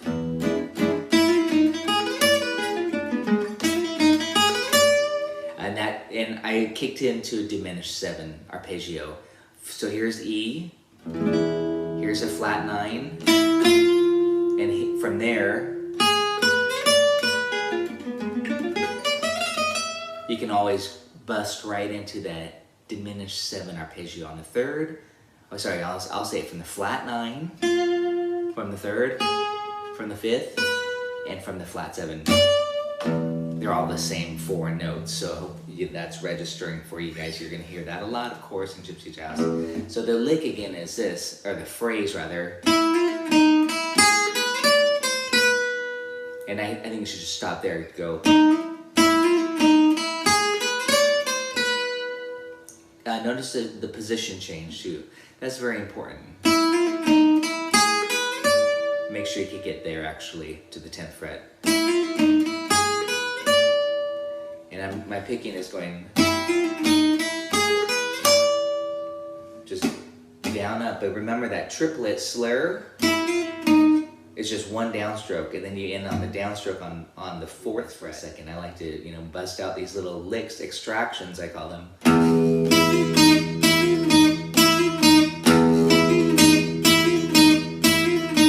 The pulse quarter note. It's a great little exercise. I usually hit the 12th fret or open E, like I'm playing an E7. And then on the 12th fret on the 1st string, I do this.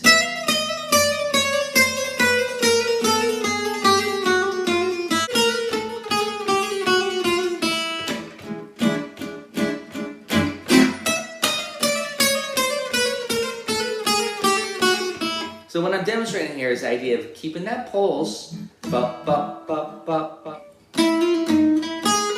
I'm swinging it a little bit now. 1, 2, 3, 1, 2, 3.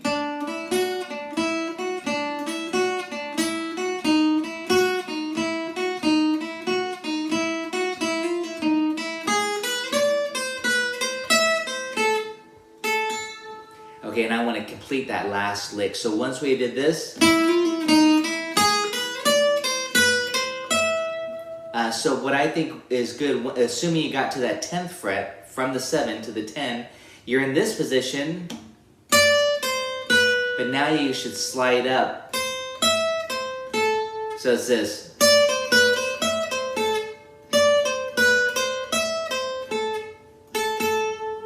Two, three, 1, 2, 3, 1 and 2 and 3 and 1 and 2 and 3 and 1 and 2 and 3 and 1 and 2 and 3 and 1 note and I can't talk and do that part.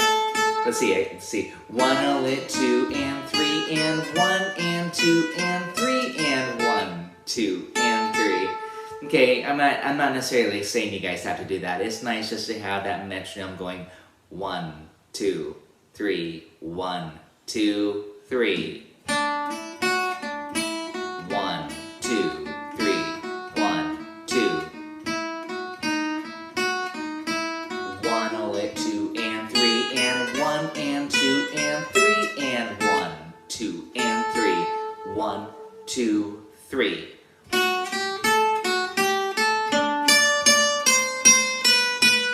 Okay, that's the next really pretty lick there. I love that little scale descending with the double strokes.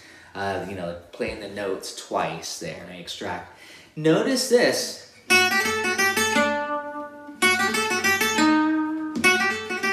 Notice the recurring motif. Of course, we heard that before. We heard it up here. We heard it here. Now we're hearing it here. On the D chord. He's on the 3, 4, 5. I think about this. And then now he's on the root.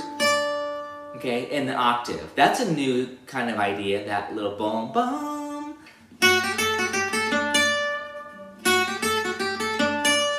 But I would suggest that you try just that little phrase there on the D chord. 2, 3, 1, 2, 3.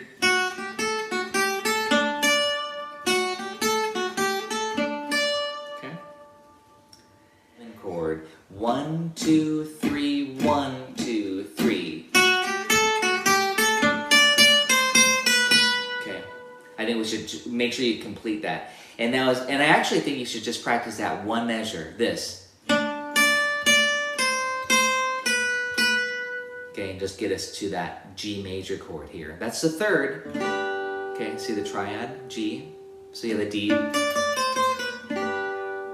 So here's that lick now combined into the G chord. 1, 2, 3, 1, 2, 3.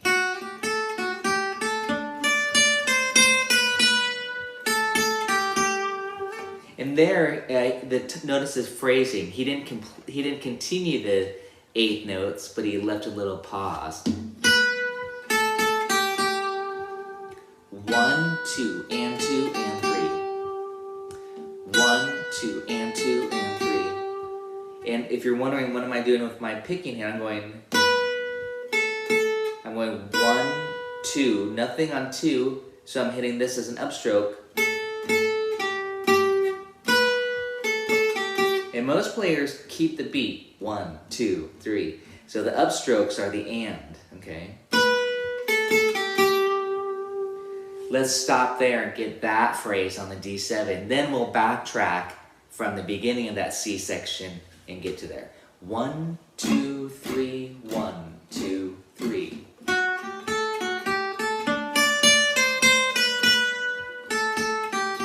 Again.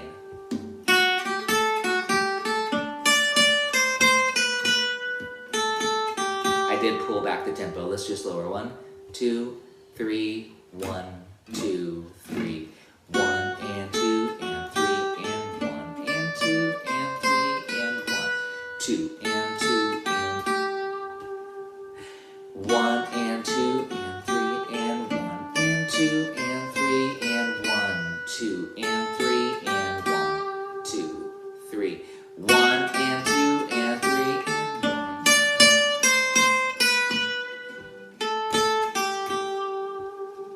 Okay? We should do this one more time, then we'll go on to the next part. This gets a little bit tricky because he introduces quarter note triplets. 1 and 2, 3.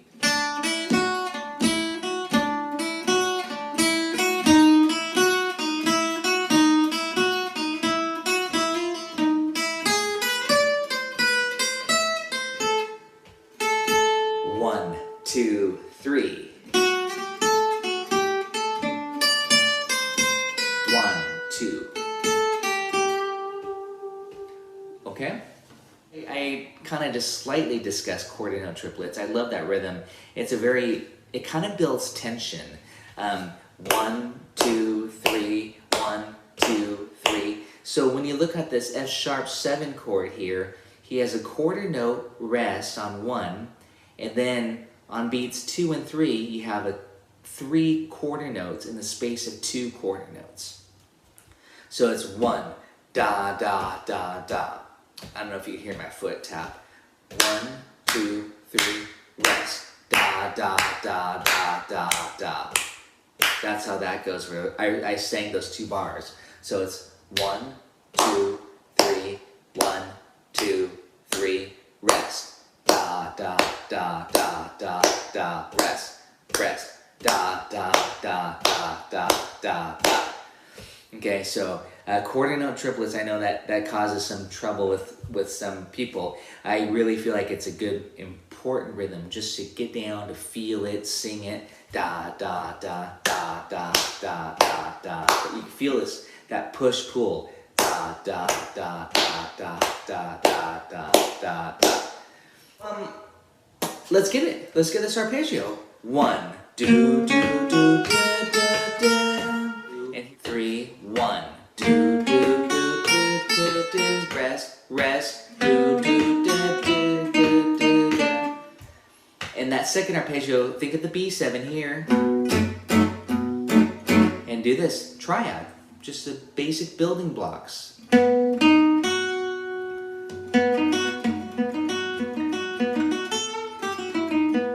So it's 1, do, do, do, do, do, do, do, do. Okay, again, it's almost very kind of Latin, like Besame Mucho. 1, just that B7 part, it's 1, do, do, do, do. And then there, once you land on the E, do, do, and then it's do, do, do, do. Let's see, do, do, do, do, do, do, do, do.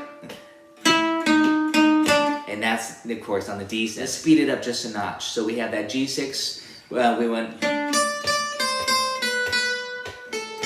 1, 2, 3, 1. Rest, rest. 1, 2, 3. 1,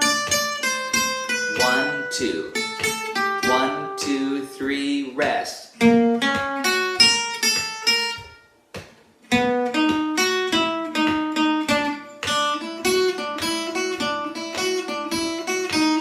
Okay, you guys get the idea. I want to start from that same location. 2, 3. 1,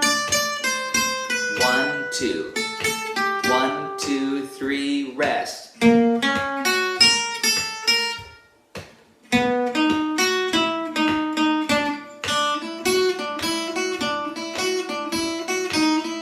Two, three. 1, 2, 3. 1, 2. 1, 2, 3, rest. Rest, rest.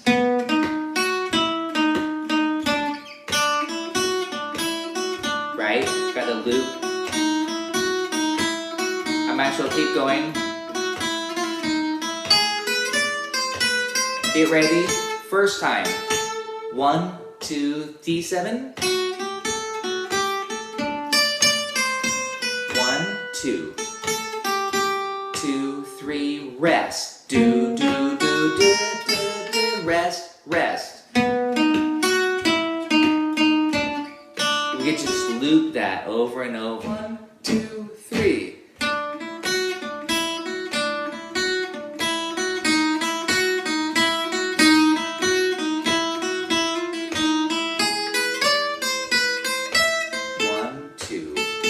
One, two, three. 1, 2. 2, 3, rest. Rest, rest. Loop.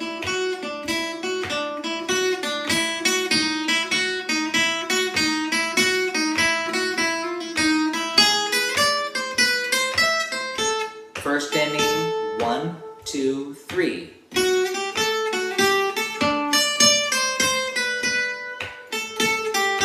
2, 3, rest. Rest, rest. One more time.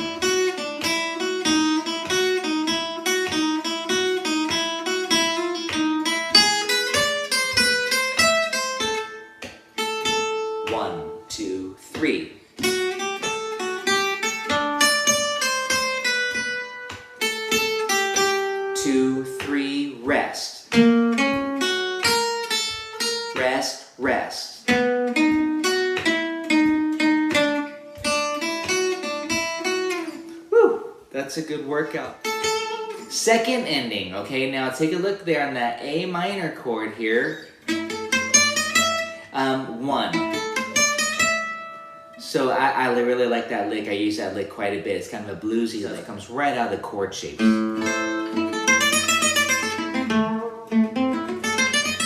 This little, and do you see that little blue note? Right here. So here's A minor.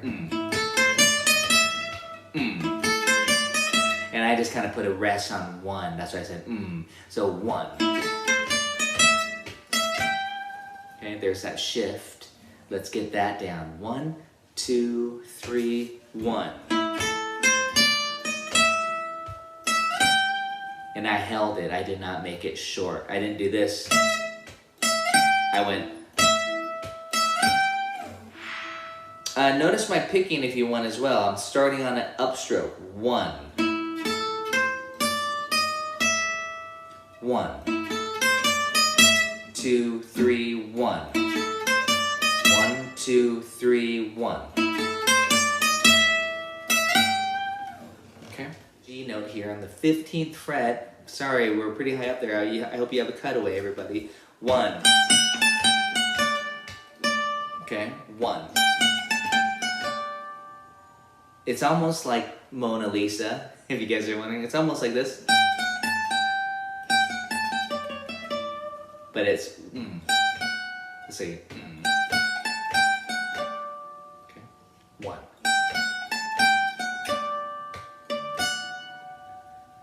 And then see that bounce back to the F sharp there.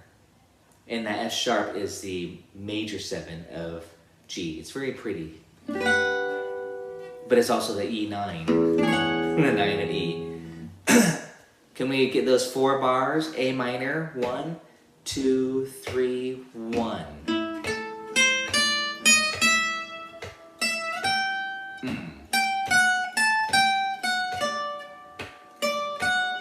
Okay, let's do that a few times. I think that's a little bit tricky. The timing, the shifting, all of those considerations. 1, 2, 3, 1. 1. 1. Okay. Now that was it's supposed to be held over. I just put a rest on beat 1. Again, those are the small details that I'm not going to worry too much about if I'm holding in, if I'm resting. But on the E7, we want to do this. 1. That's a really pretty lick there. It's not a flat 9, notice. It's not this. It's this. Okay, I talk about that often. Do you want a flat 9 or do you want a natural 9? Natural 9, and I don't know if I said the word pretty. Flat 9s are very pretty. It's just I always say that's darker. And I always say the natural 9 is pretty. Flat 9. Natural 9. You guys can hear that. And oftentimes the flat 9 is used when you're going to go to a minor chord.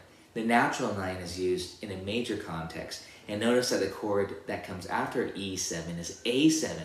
Not minor, but major. It's dominant, the triad. So that's why it's nice to have the natural 9. That's usually often how I try to choose my 9s. It's determined by the chord that it's going to. Do I want a natural 9 or a flat 9? I don't always do the flat 9, you know, the diminished concept. So, okay, a little too much theory talk there. Here we go, A minor, 2, 3, 1. 1. 1. 1, 2, 3, 1. 1. 1.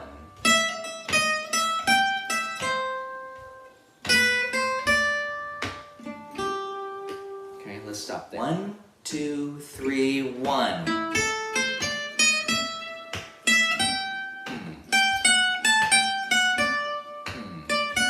1. 1.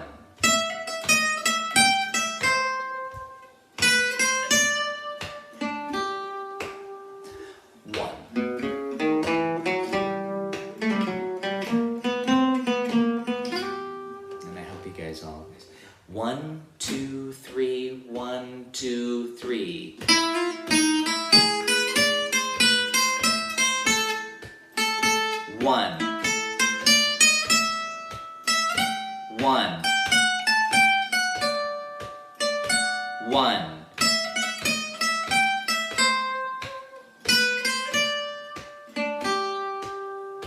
1.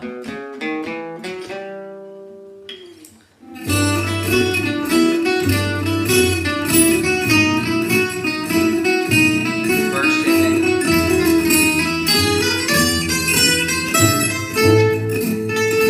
1, 2, 3. 1, 2. 2, 3. Rest. Rest, rest.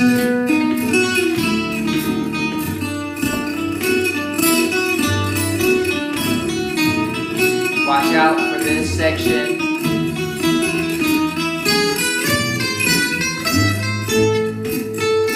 One. 1. 1.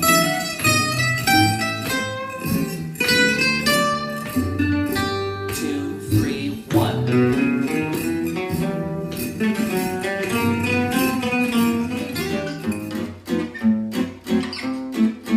And sometimes I like to move bass lines around too. We'll talk a little bit more about that next week, just as a little special ending lesson on this waltz.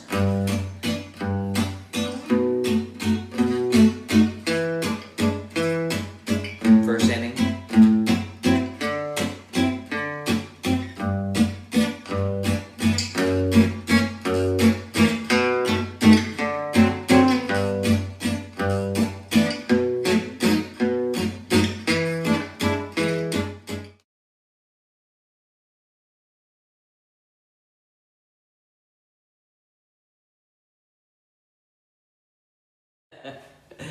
Okay, hey, what I would like to do right now, though, is, let's talk, I want to do chords, then we'll talk about the form, then we'll try to play through it slowly with the recording. But let's start from the very beginning. I want to make sure that you guys just pretend you're rhythm guitar players.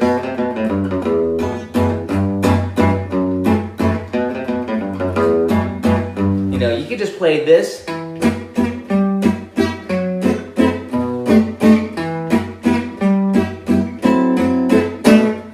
So here, I'm doing it away from here. I would probably let the lead guitar player, Stephane Wrembel, if he was doing this, and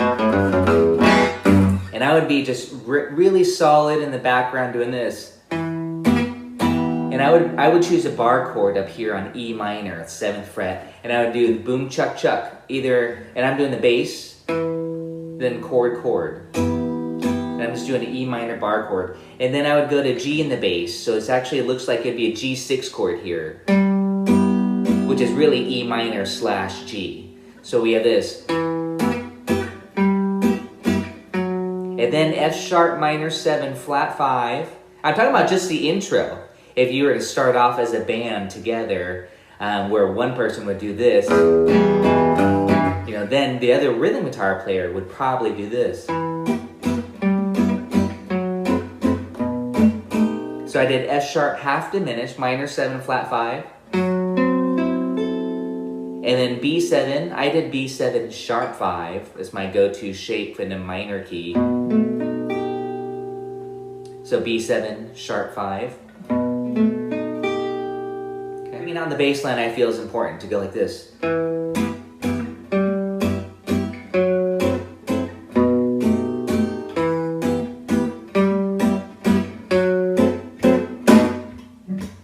And then we're off into the A section, which is just going to be the boom chuck chuck style. And E minor.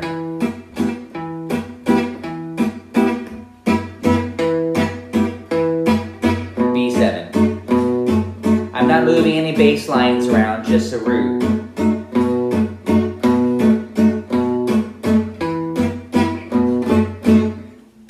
So that was just all E minor to the 5 chord. B7. We're in the key of E minor, obviously. And I'm just doing boom, chuck, chuck, boom, chuck, chuck. Really staccato. Not this. That's a different feel. So we went.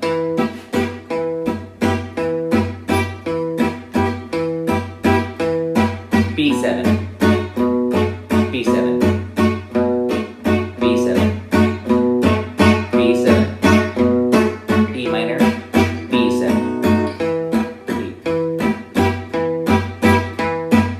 B7, A minor 6. And that, so that on that second half, that A section there goes to that E7, where it goes. That lick there's all on this part. A minor 6, A minor 6, and that's on this part. So we have A minor 6, E minor 6, or sorry, E minor. And then C7, we're almost done of the A section.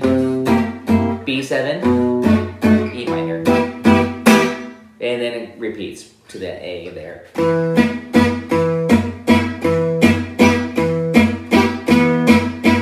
B7.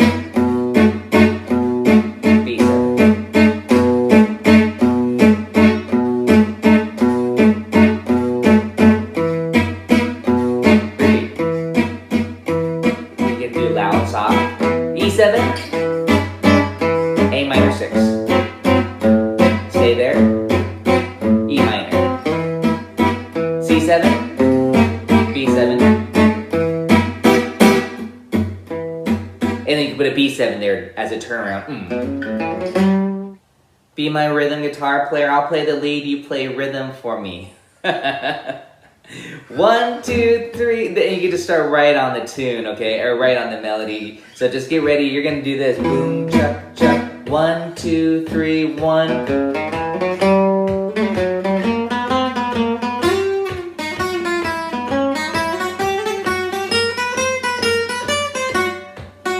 One, two, three. 2, 3. 2, 3. 1.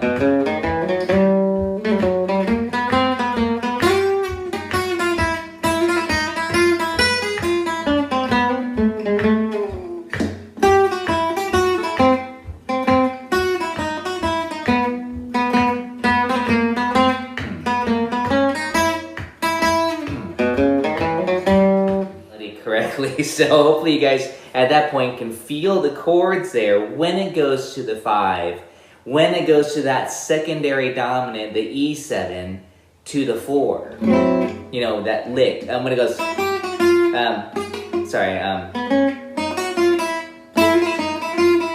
you know, you want to hear that lick and know that you're on the E7 chord, that pulls you to the 4 chord, A minor.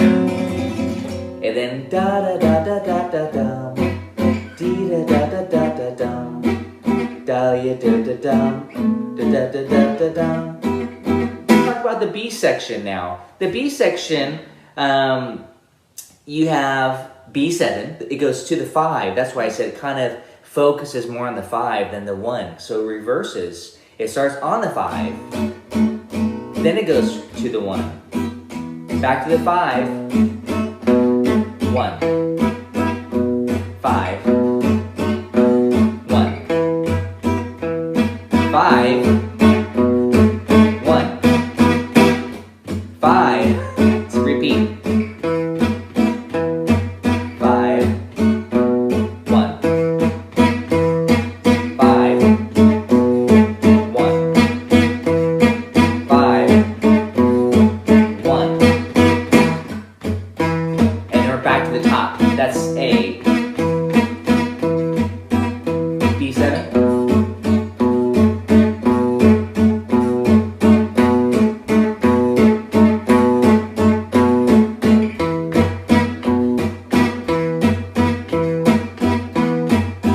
E7. A minor. Stay on my A minor. E minor. C7. G6, B7. Now we're on that C section there, okay? We had just completed the A, and the A, the B, the A. Now we're on the C, okay? So let's take a look at the C if you need to have the chords. And I think you all are good with those chords. You could do C7 down here. I showed it to you here. By the way, you can also do 3-note shapes. I'm big on 3-note shapes. You can do C7 like this. E minor. So it'd be. And also I didn't really talk about this so much, but the picking to do this, that even getting that rest stroke on there is important too, like this. And I'm kind of hitting both of those. Do you guys know Jimmy Grant? He came by and did a workshop at the school with Tommy Davey at the Happy Valley School of Music about a year and a half ago, now, almost 2 years ago, wow. But they focused a lot on the waltz and talked about the rhythm. And his approach is to do the rest stroke and then to push into the chord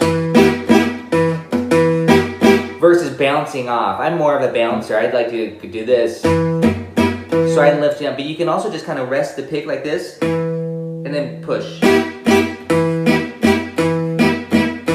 If you can see that.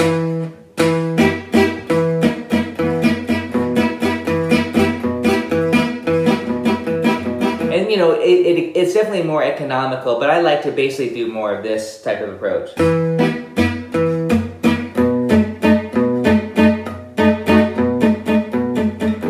And again, you can walk the bass. You can actually do some pretty fancy stuff with that, but I'm just showing you kind of the really basic chord progressions, and you know, you can put the thirds in the bass and all that stuff.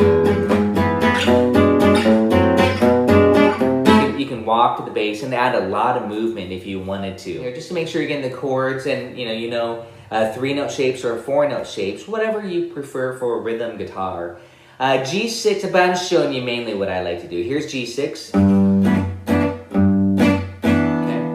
You can do G6 here. G6, I like it down here, it's more bassy. Okay, so now we got the B7 chord here. So the melody is this. B7, E7, A minor. Let's do that again. So we have G6, B7,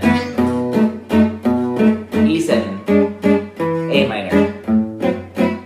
And that was A minor 6. I said A minor. You could do your favorite A minor, but I'd probably recommend 6. Let's do that one more time. 1, 2, 3, 1, 2, 3.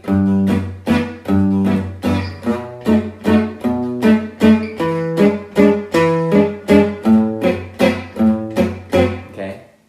And you can hopefully hear the, hear that melody. It's really important, I think, to hear where you're at with the melody so that you know like that which chord is which. But I would recommend that you actually do that phrase a few times. So now then it goes to the 5, D7. Oh, we kind of modulate here to G major, the relative major of E minor. So we're kind of a little bit more in the G major section.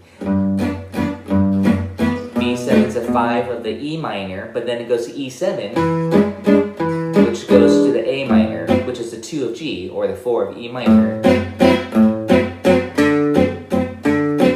That's for the D7. Notice I'm playing D9. D7 is just fine. I would not do D7 sharp 9. Or I would not do D7 flat 9. Again, for a rhythm guitar player, it's best to not often...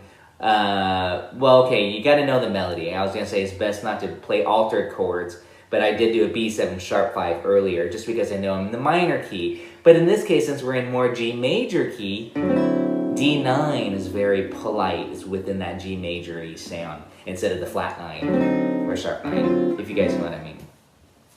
So that's why I'm choosing just that. But if you really wanted to be safe, just D7, 3-note shape, or D7 with just no 9 at all. So we have D9, G6, F sharp 7, B7, and then a quick D7 there. If you guys have not done that, let's do that slowly. From that D9 chord, or D7, your choice, G6, F sharp 7, B7, D7, back to G6. Let's keep going. B7, E7, A minor 6. Now let's slow down here. This was that nice part here that's used quite a bit in songs. This 4, C6 to the sharp 4 dim, to the 1, G, B7 to the A7, D7 to the G6. So it sounds like this.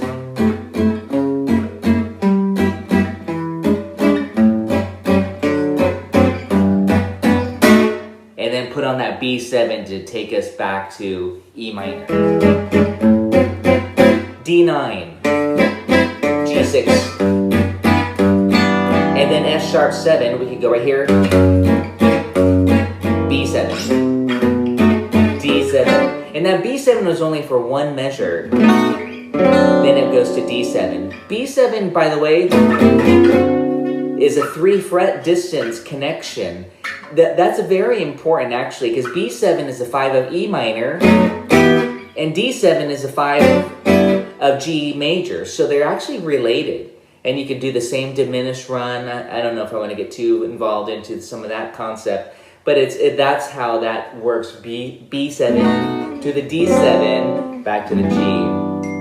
The second time could just go B7 to E minor, of course.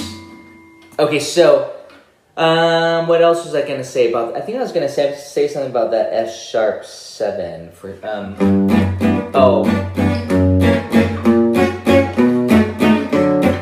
yeah, you might want to put the third in bass, like this, F sharp 7.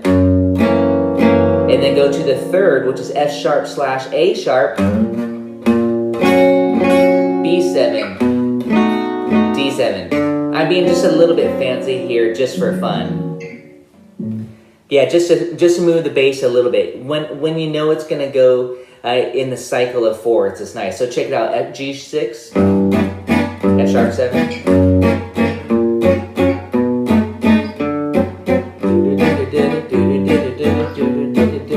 Oh, you're not here.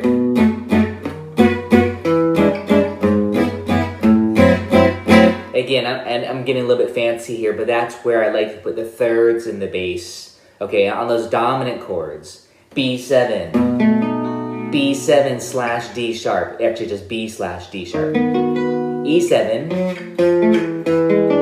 E slash G sharp. A minor 6. And then D7, D slash F sharp to G. Okay, so it sounds like this in context.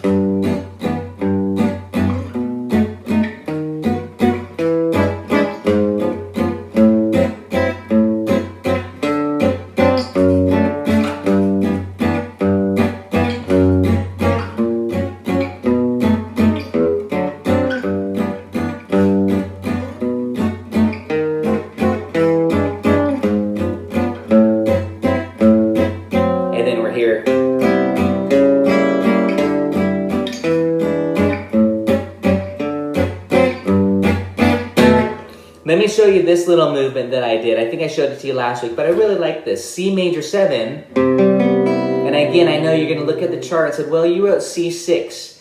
I think I wrote C6. But again, as long as it's a major chord, that's all that matters. It could just be C triad. C major triad is very kind of in that style. But I just chose C major 7 to jazz it up a tiny bit. So C major 7, C sharp dim 7. Notice where I'm playing it. And then I would put G slash D here to the E7, A7, D7. If you want to get tritone, you could put that A flat there. Leslie likes tritone sub. B7. And then that's...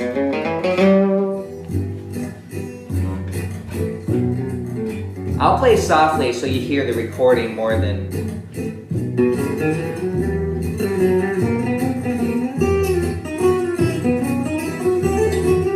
B7, B7,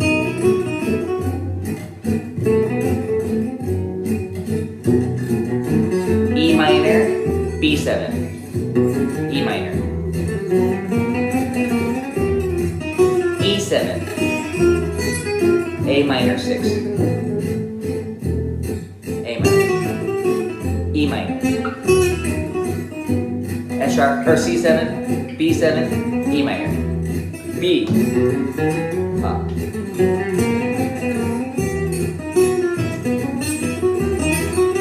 B7.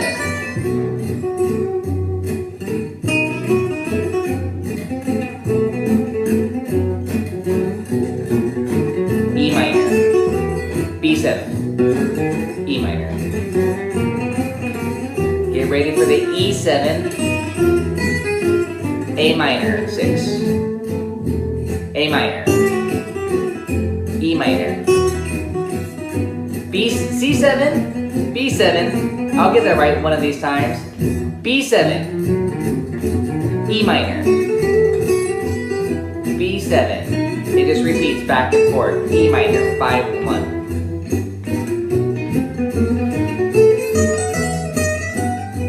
B7, E minor, B7, E minor, B7, E minor,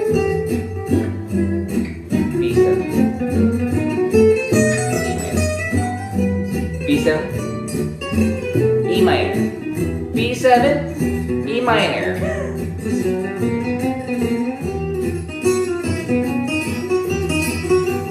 B7, stay there.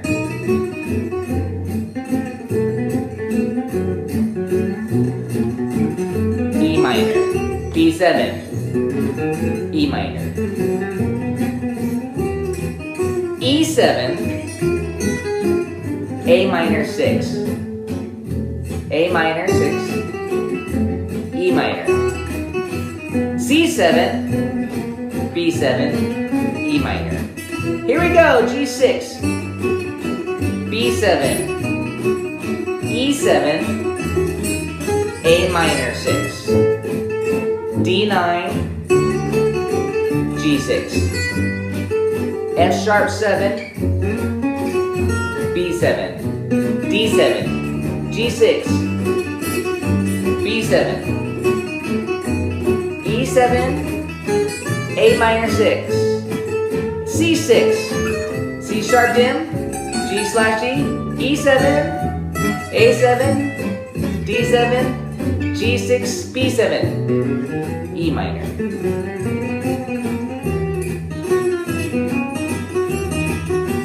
B7,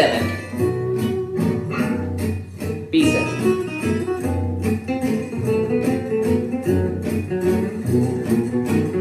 E minor, B7. E7, A minor 6, A minor 6, E minor. We're almost done. C7, it's B7, E minor. Woo!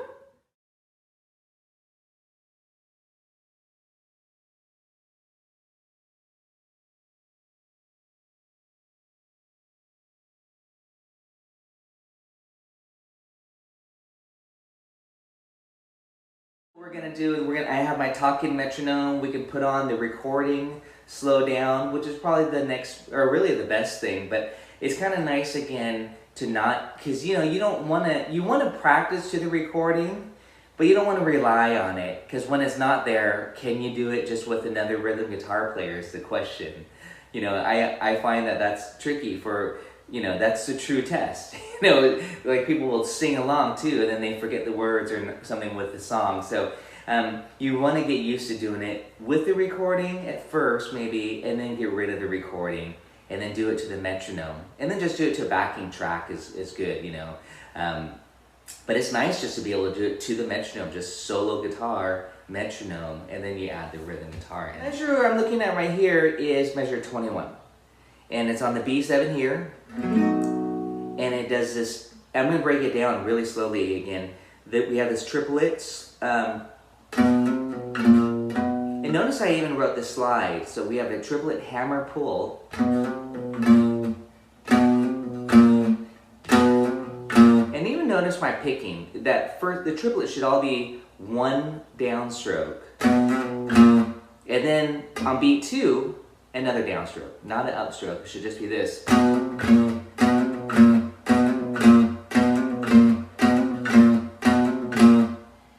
I think last time I mentioned, oh, I wrote an etude for Sweet Georgia Brown. You know, that type of little lick there, that turn around the root, embellishment, whatever you might want to call it. Okay, so really, to me, on measure 21, if you're just to practice it, it would be this.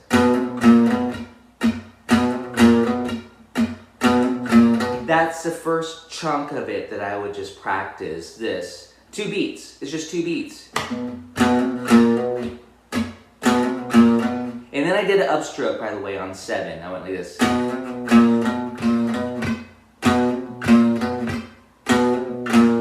So, once you get that down, I would now add more on.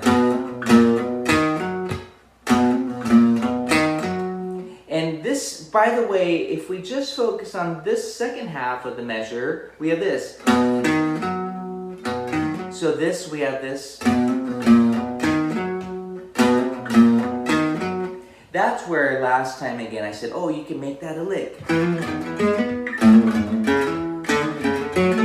It's a beautiful lick again, just that little bit of information. I just went B, E, A, D.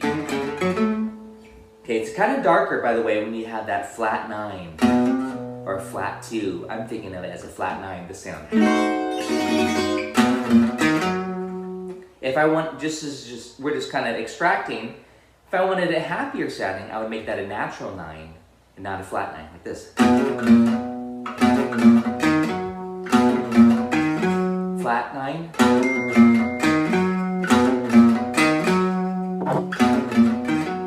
So you have the flat 9, and then you have the natural 9. Okay, so let's go on. Now, if you have that, there's the rest of it. You have the flat 7 to the 8. I would stop there and just do that over and over.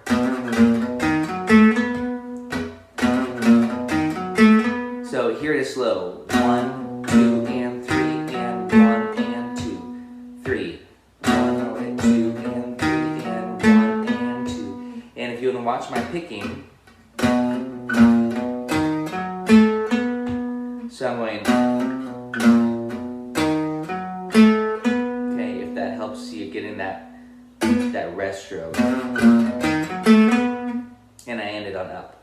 So I'm going down, up, 1, lit, 2, and 1, lit, 2, and 3, and 1, and.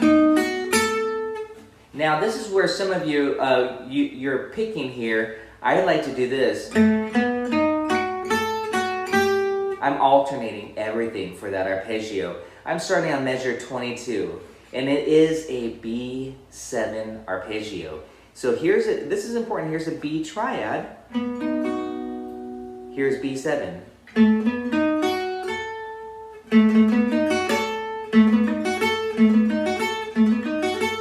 So my picking is, and I'm talking about picking too. And I know some of you might do consecutive downstrokes, and that would be fine.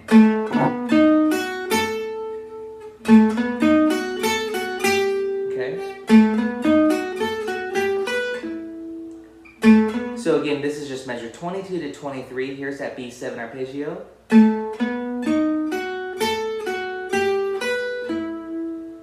And that might be tricky. Just that E minor triad. That's a good little lick to practice. This.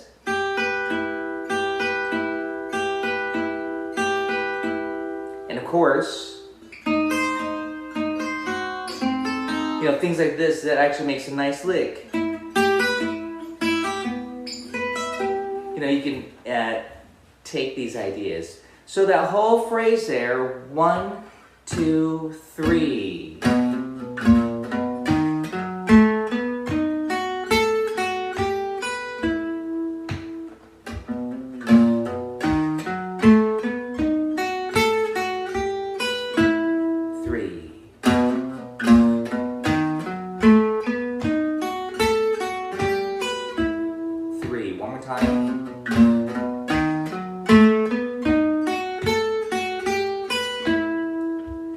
Okay, and then, you know, I like to move these licks around. Here it is on A.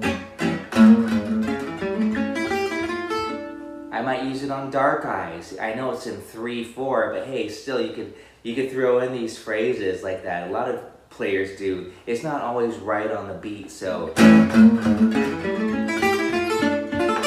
you know, that could be a dark eyes phrase there.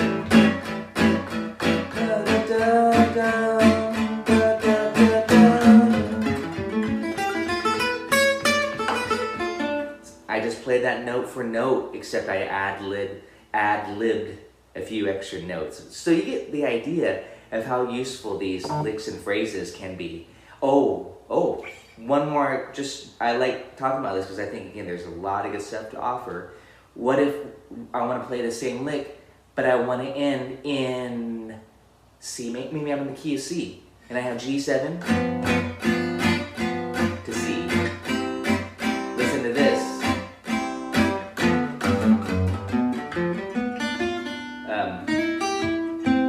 I had to think about it before I say major. Instead of minor, C major. And notice also on the G7, instead of doing the flat 9, I didn't want it as dark, so I did the natural 9.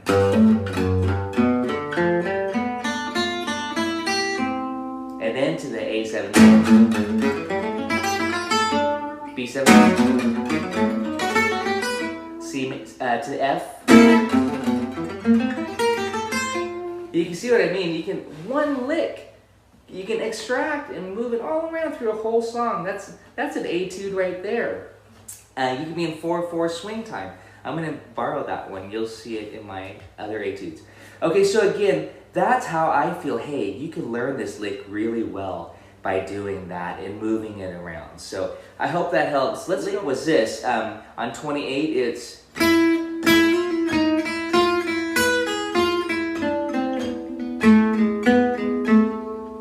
And that one is trickier, I do have to admit, because later on there's a variation on that too, and it gets, you know, it's like, whoa, wait, that's different. So it's hard to, it's easy rather to get confused on what the lick really is again. So we have this, don't forget it starts off here.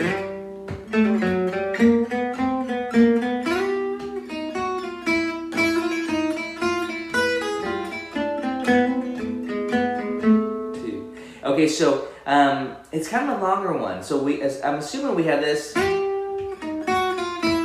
That's what I talked about last time, like, hey, get there. Now, I think of it as here. Notice that lick is no different from this. See what I mean? It's the same lick, just up high. You know, that's this. So, you know, practice that. And I'm still doing that same picking motion that I did earlier. Okay, so now we have, this is the trickier part. It's kind of it almost like, to me, it's like, ooh, is he gonna bust into a diminished arpeggio? But it's not, it's harmonic minor scale. In the full scale would be this, but he skips the A. So it is kind of like an arpeggio. That'd be like a flat 9, this. But here's A. See, he's omitting that A. He didn't want to resolve it yet. So yeah, this. Okay, so that's what I would practice on that. I'd go. And I'm thinking about fingering. Oh, I messed up because my fingering is this. And that's how much of that lick I would just practice. Here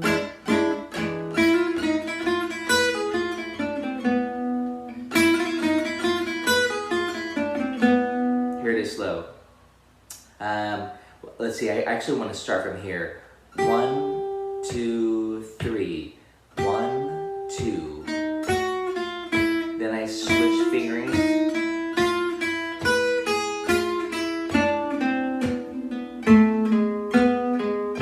And I went on, but I would have stopped there. So again, I would just practice this.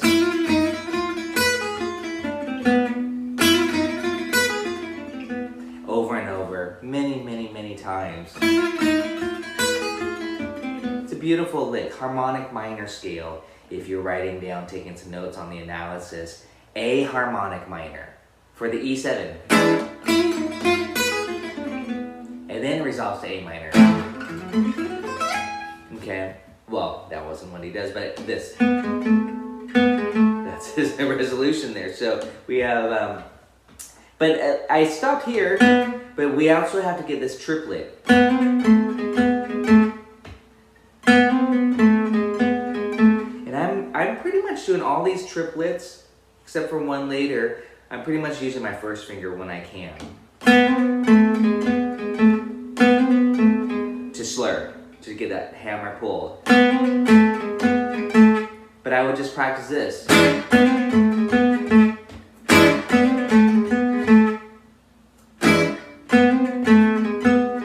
And that's the full lick there.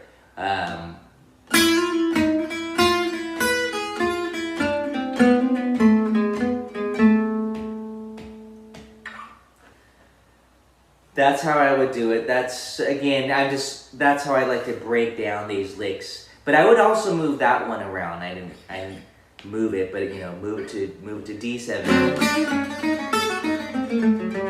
Now you can use it in G minor.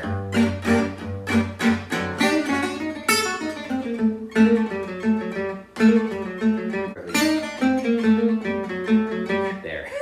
You know, there's a little extension of that lick. It doesn't end right on the beat. He adds 2 more notes to it to extend it over, and that's kind of a nice little compositional thing there. You know, not very square. If you guys know what I mean, right? Instead of just doing this, I'll play it as written, or I'll play it how you might think it should go. That would be kind of the standard. But he goes, he kind of extends that little phrase there. All I can say, you know, it's if you make, I think another important aspect of doing it and playing along with it is mistakes are sometimes, I don't want to say inevitable, because we want to practice it so we do less mistakes, so it gets, you know, more accurate. Because you're going to find yourself, if you reinforce the same mistakes over and over and don't fix the timing of it, if you really like, I'm not really sure, I just kind of guess where it comes in, then you most likely will always kind of make that same mistake until you really say, I need to take a look at that music. Oh, and I do this too. It starts, okay, it starts on the and the 2. You know, like, you know, I didn't know necessarily where that lick was. And it actually sounds like on this lick, it sounds like he actually does like a 16th note. I wrote it out as a triplet, but it sounds like, So because there's a little bit of discrepancy with what he did. And, you know, I'm not going to worry about that too much, but you might, again, you know, it's nice to try to get as much note for note as possible. It's pretty close to what he was doing there. And again, this is just a subtle variation. If you're thinking to yourself, oh no, more stuff I have to memorize to learn, yeah, you know, maybe just wait till you get the A section down is my suggestion. But you know, please give it a try, obviously, too.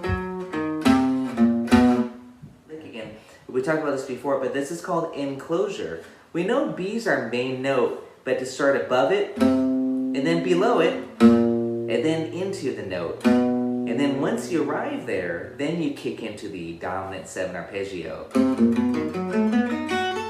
Again, that's a beautiful upper neighbor, lower neighbor embellishment, similar to this. In this case, it's a beautiful, I'm hoping that you take that and you start your licks off that way, especially on dominant chords to make it interesting. But you can do that on the major chord too, of course.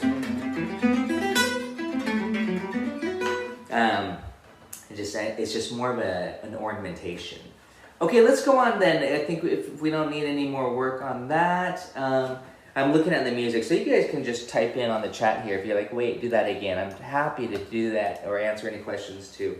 So the next phrase now, by the way, we're on B7, E minor. I'm just doing bar chords. B7. Okay, the next one is this.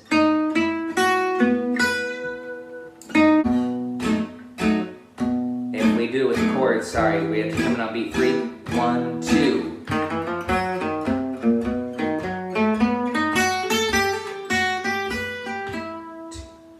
Okay. We could do that a little bit slower if we need to, but you know, hopefully you got that B7 arpeggio down. I think that's what the focus of this. I have to talk about this little lick again. We talked about this before, but this is called enclosure. We know B's our main note, but to start above it, and then below it, and then into the note. And then once you arrive there, then you kick into the dominant 7 arpeggio. Again, that's a beautiful upper neighbor, lower neighbor embellishment, similar to this. In this case, okay, it's a beautiful, I'm hoping that you take that and you start your licks off that way, especially on dominant chords to make it interesting. But you can do that on a major chord too, of course. It's just more of an ornamentation. What we just did down here, now it's up an octave. Again, a great trick. The trick meaning take your lick and move it up an octave. You know, give yourself this, you know, more. It sounds. What's cool about that idea when you take a lick and play 1 octave and do it again later in another octave, it sounds motivic. It sounds like you're developing an idea. But it's such an easy trick again too, so definitely practice those type of things and moving things around your different octaves. Short. I went. Again, those pretty subtle things. You know, like is that short? Is there a rest in there? It's subtle. You know, I wouldn't sweat over that too much, but those are the type of things that, you know, people get into those details. Is it held or is it short? And I would just practice, again, doing what I'm doing over and over. Getting that triplet, perhaps. And again, talking metronome. Just a triplet. I'm going to show you, just piece it together. 3, 1, 2, 3, 1, 2, 3, 1, 2, 3, 1, 2, 3. And then a little bit more. 2, 3, 1, 2, 3, 1, 2, 3, 1, 2,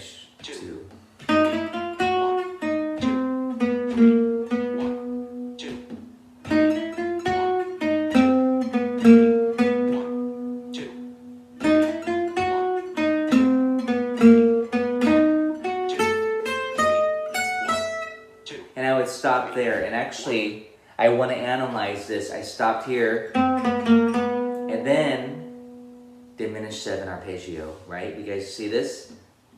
We love this. Diagonal diminished 7.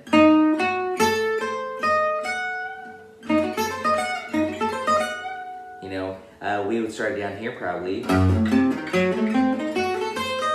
Actually, sorry, this one would start on the 5th fret if you're doing all 6 strings, like this.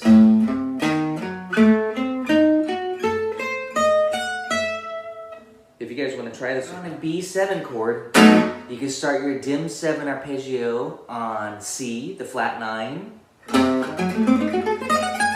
You can start it on D sharp, the 3rd. On F sharp, the 5th. And on A, the flat 7. So on the A one here, it's this. And then I just resolved it here to the E minor. Makes a nice little lick.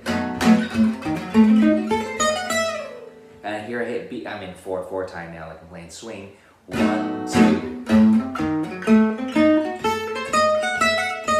So again, I'm kind of making this lick longer, actually. I'm starting, just to show you the arpeggio, this.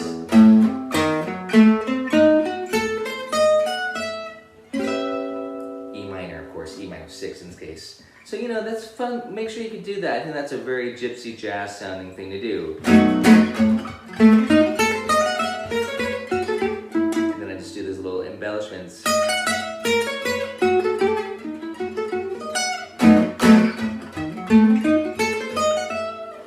So in this case, we want to do this. I'll do it very slowly. 1, 2.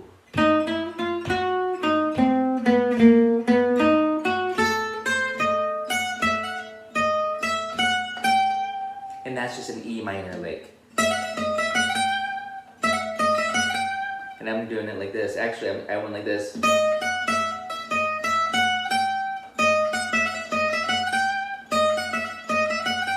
So I'm starting on that measure prior, and then the E minor, and then down here. So, but let's not do that yet. I want to make sure you guys get this B7 phrase, or like the B section, all those diminished, or you know, these arpeggios. Like, oh, okay, no, well, let's walk through this. So that's why earlier I was like, oh, okay, no, we'll definitely be going over this. This is tricky stuff here, but it's very, very, you know, gypsy jazz to me. These licks here.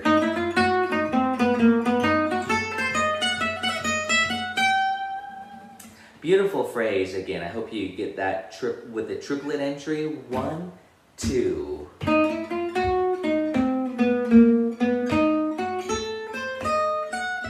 You can just resolve it right there on that E. It'd be beautiful. 1, 2, triplet, diminish. And there I did not shift. It's up to you if you want to do this or this. Again, you're going to find what fingerings work best for you. A lot of gypsy jazzers use these two fingers. Jimmy Rosenberg uses these two fingers a lot, almost like a lot more than, well, or these two, I'm sorry, this is Django, these two.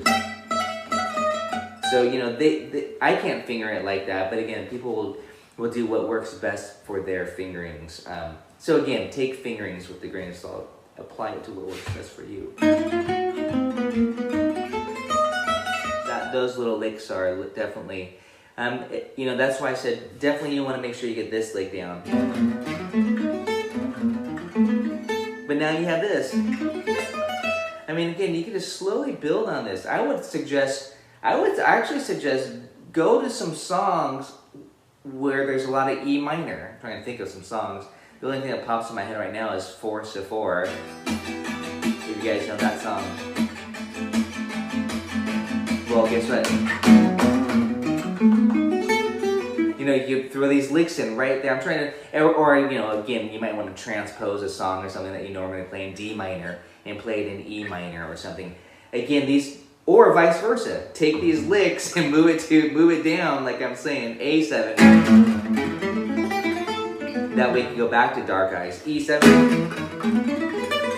You know, that might be minor swings. Some really beautiful licks in here too.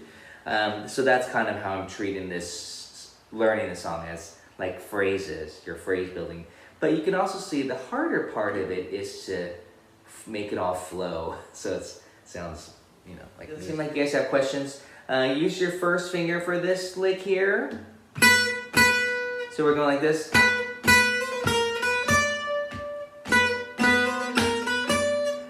And I'm really pulsing. I think I mentioned this before. On my right hand, pulsing.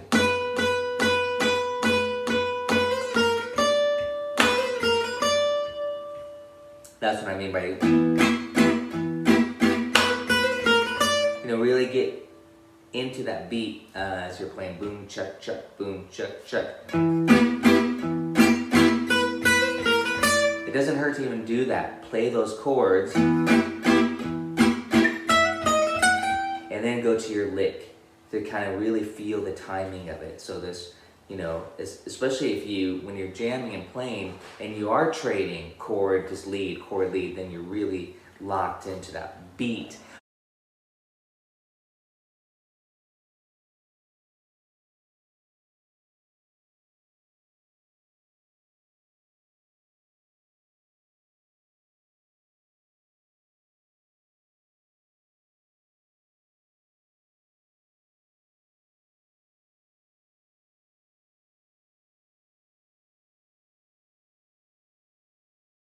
It's very different from learning a tune. You know, this is like a classical piece in some ways. There's a lot of notes to it, and not only that, it's a longer form.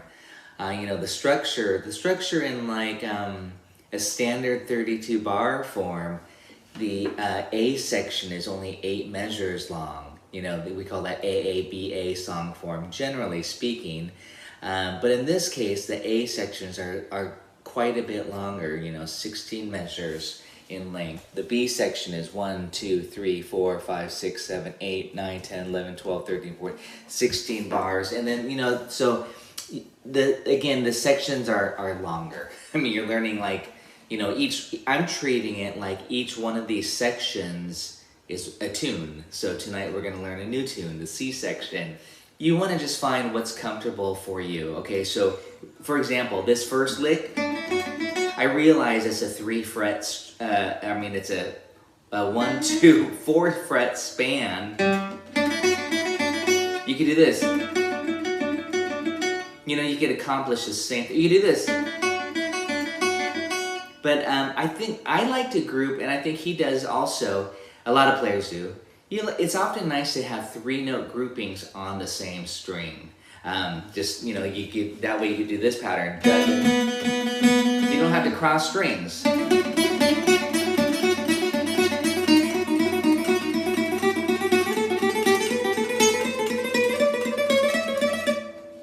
I'm just noodling around again, but I'm taking his lick, his concept, this 3 notes per string, and then just playing it as straight 8th note. I'm sorry, just playing them as 8th notes, not straight. It's actually swung, by the way. It should be this da da da da da da da da da. But even that's such a great right hand exercise, which is just this.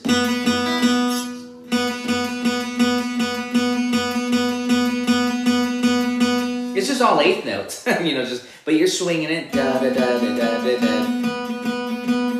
Here it is with the notes.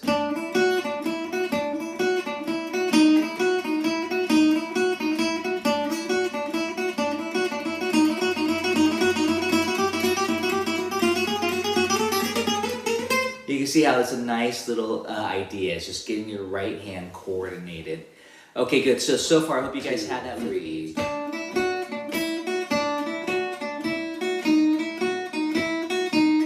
Again, make it a practice pattern. Again, you can play around with dynamic. You know, etc. You can play around with a lot of different little nuances there just to have control. And again, if that's too big of a stretch, how I wrote it out, try it here.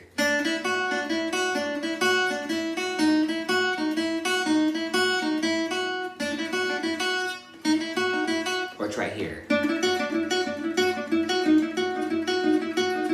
Or try here.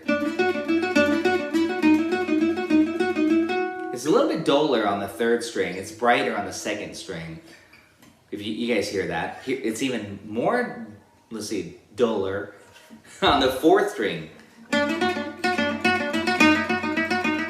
Even if I pick closer to the bridge. So again, those are the considerations on what string are you playing it. Here, 1st string and 2nd string, of course, are the brightest.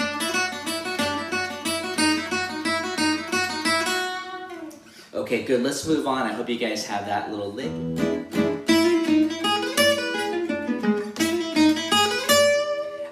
And I kicked into a diminished 7 arpeggio. So here's E. Here's a flat 9. And from there, you can always bust right into that diminished 7 arpeggio on the 3rd. Oh, sorry, I'll say it from the flat 9, from the 3rd, from the 5th, and from the flat 7. They're all the same 4 notes, so that's registering for you guys. You're going to hear that a lot, of course, in Gypsy Jazz. So the lick again is this, or the phrase rather.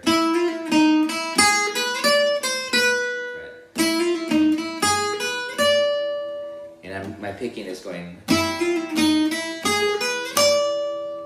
just down, up, but remember that triplet slur is just 1 downstroke, and then you end on the downstroke on the 4th fret. So even if you need to practice this, I do want to do this for a second. I like to, you know, bust out these little licks, extractions I call them.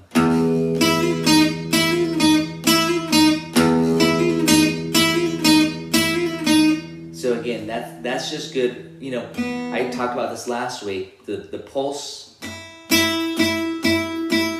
quarter note.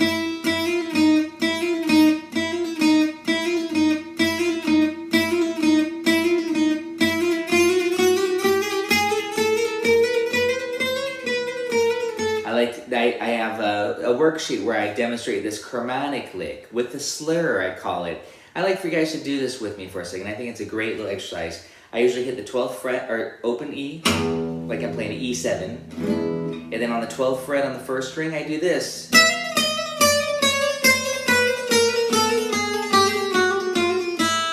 So it's kind of a very, you know, cool Django-y lick. So I'm taking on the 12th fret, just doing the half steps. Triplet slur, so it's this.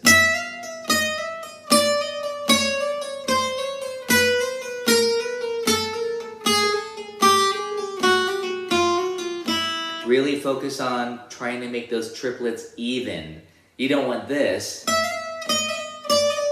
That's not even. You have to keep those triplets. If you want a triplet, you want to keep it even. It's harder slow.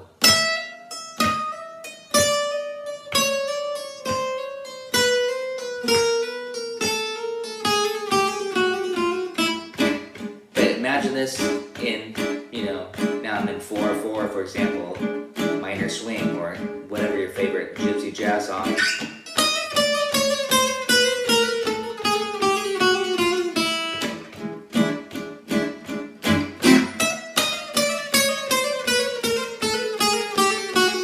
So what I'm demonstrating here is the idea of keeping that pulse, bop, bop, bop, bop, bop, and also getting that triplet.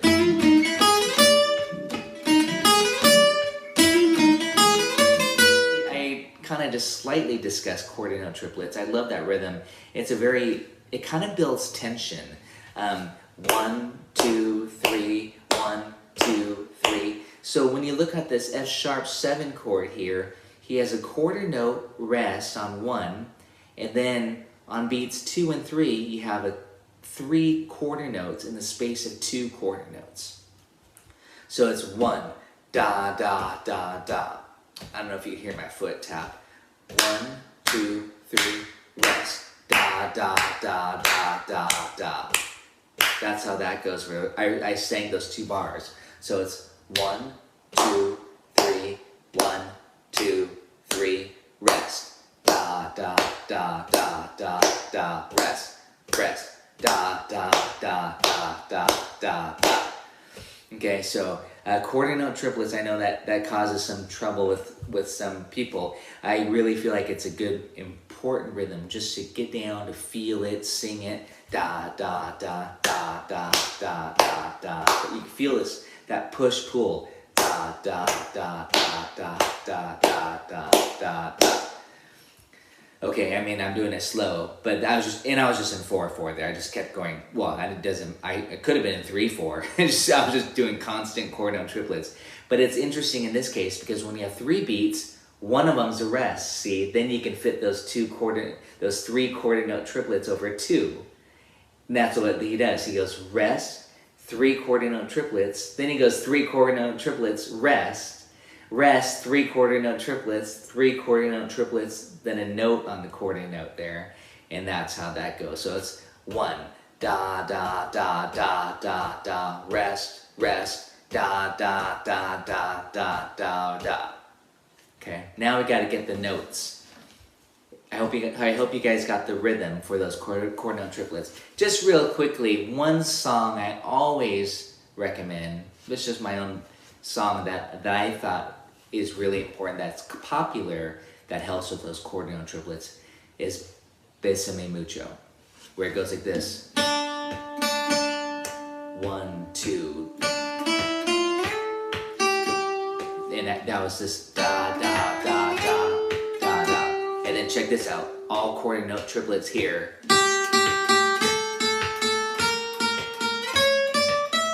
So it's da da da da da da da da da da da da da da da da da da. Those are those quarter note triplets. It's such a great rhythm. Really has this push-pull feel. Da da da da da da da. So really think about that. The chord note triplet's a beautiful rhythm. Cole Porter uses it quite a bit in Begin to Begin. He uses it in I Got You Under My Skin. Just a couple examples again. Find those tunes where the chord note triplet is used quite a bit and learn them. Learn the tunes. That really helps a lot. Okay, so let's get it. Let's get this arpeggio. 1, do, do, do, do, da, da. And here's the F sharp. Ooh, I gotta tune up. Sorry, guys. But check this out. Here's F sharp 7. I'll tune up in a second. But here's the triad. I'll do it slow. Here's F sharp.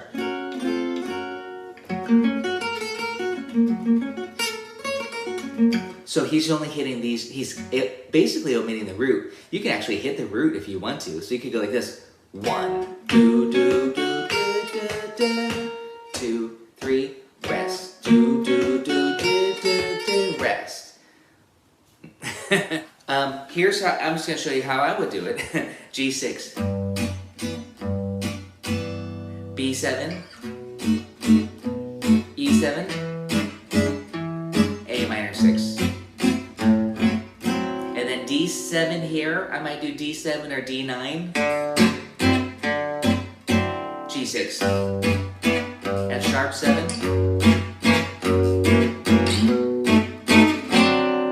Okay, that was B7 to D7.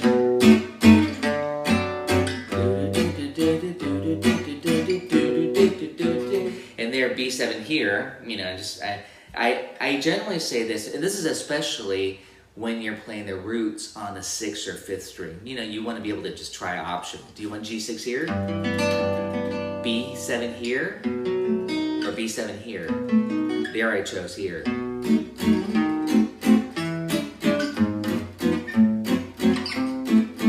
And sometimes I like to move bass lines around too. We'll talk a little bit more about that next week. Just as a little special ending lesson on this waltz.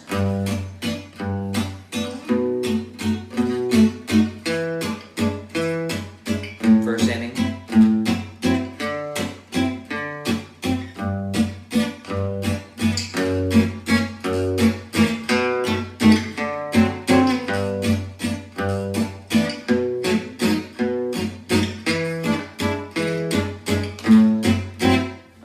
Second ending there, so we got A minor, be careful here.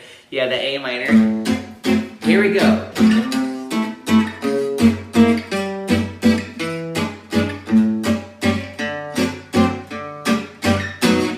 And that last G6, I had the D in the bass, and I would put G in there, especially if I'm playing rhythm guitar behind somebody. What I'm saying is, put the roots in the bass on this, unless you're walking a bass. For that C6 chord, I went here. C sharp dim, G6, E7, A7, D7, G6, and then B7. You just stop, ba-doo, ba-doo, ba-doo, you know, or you hold it, ba-doo, ba-doo, ba-doo. So again, I want to go over another option for that C6 chord, and that's to play C major 7. Especially down here on the 5th string root. C major 7 is very pretty. C sharp dim 7. G6. Oh, I hear I'm breaking my rule here. I like to go G6 / D. This is very common. And then listen to the bass. E7. So we have this.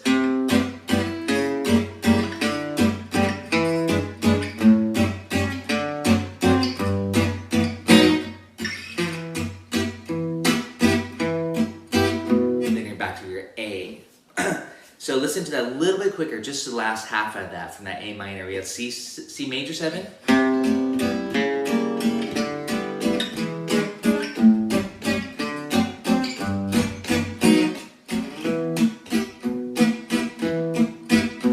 Okay, so again, choose, you know, I'm big on 3-note shapes, as many of you know.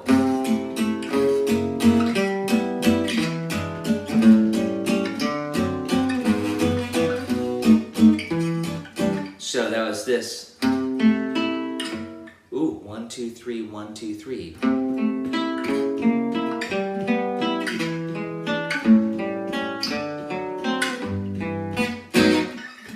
Just for variation, you can kind of make it long.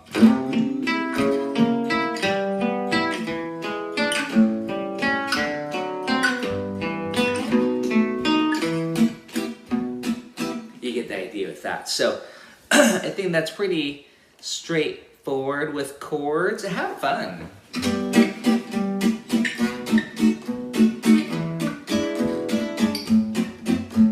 Make it staccato. Make it staccato though. Don't, recommendation at least, just to give it the boom chuck chuck feel. Versus this.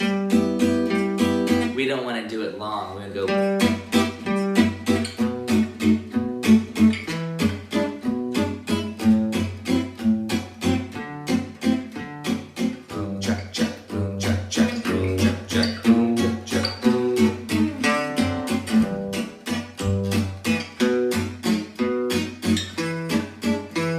Second.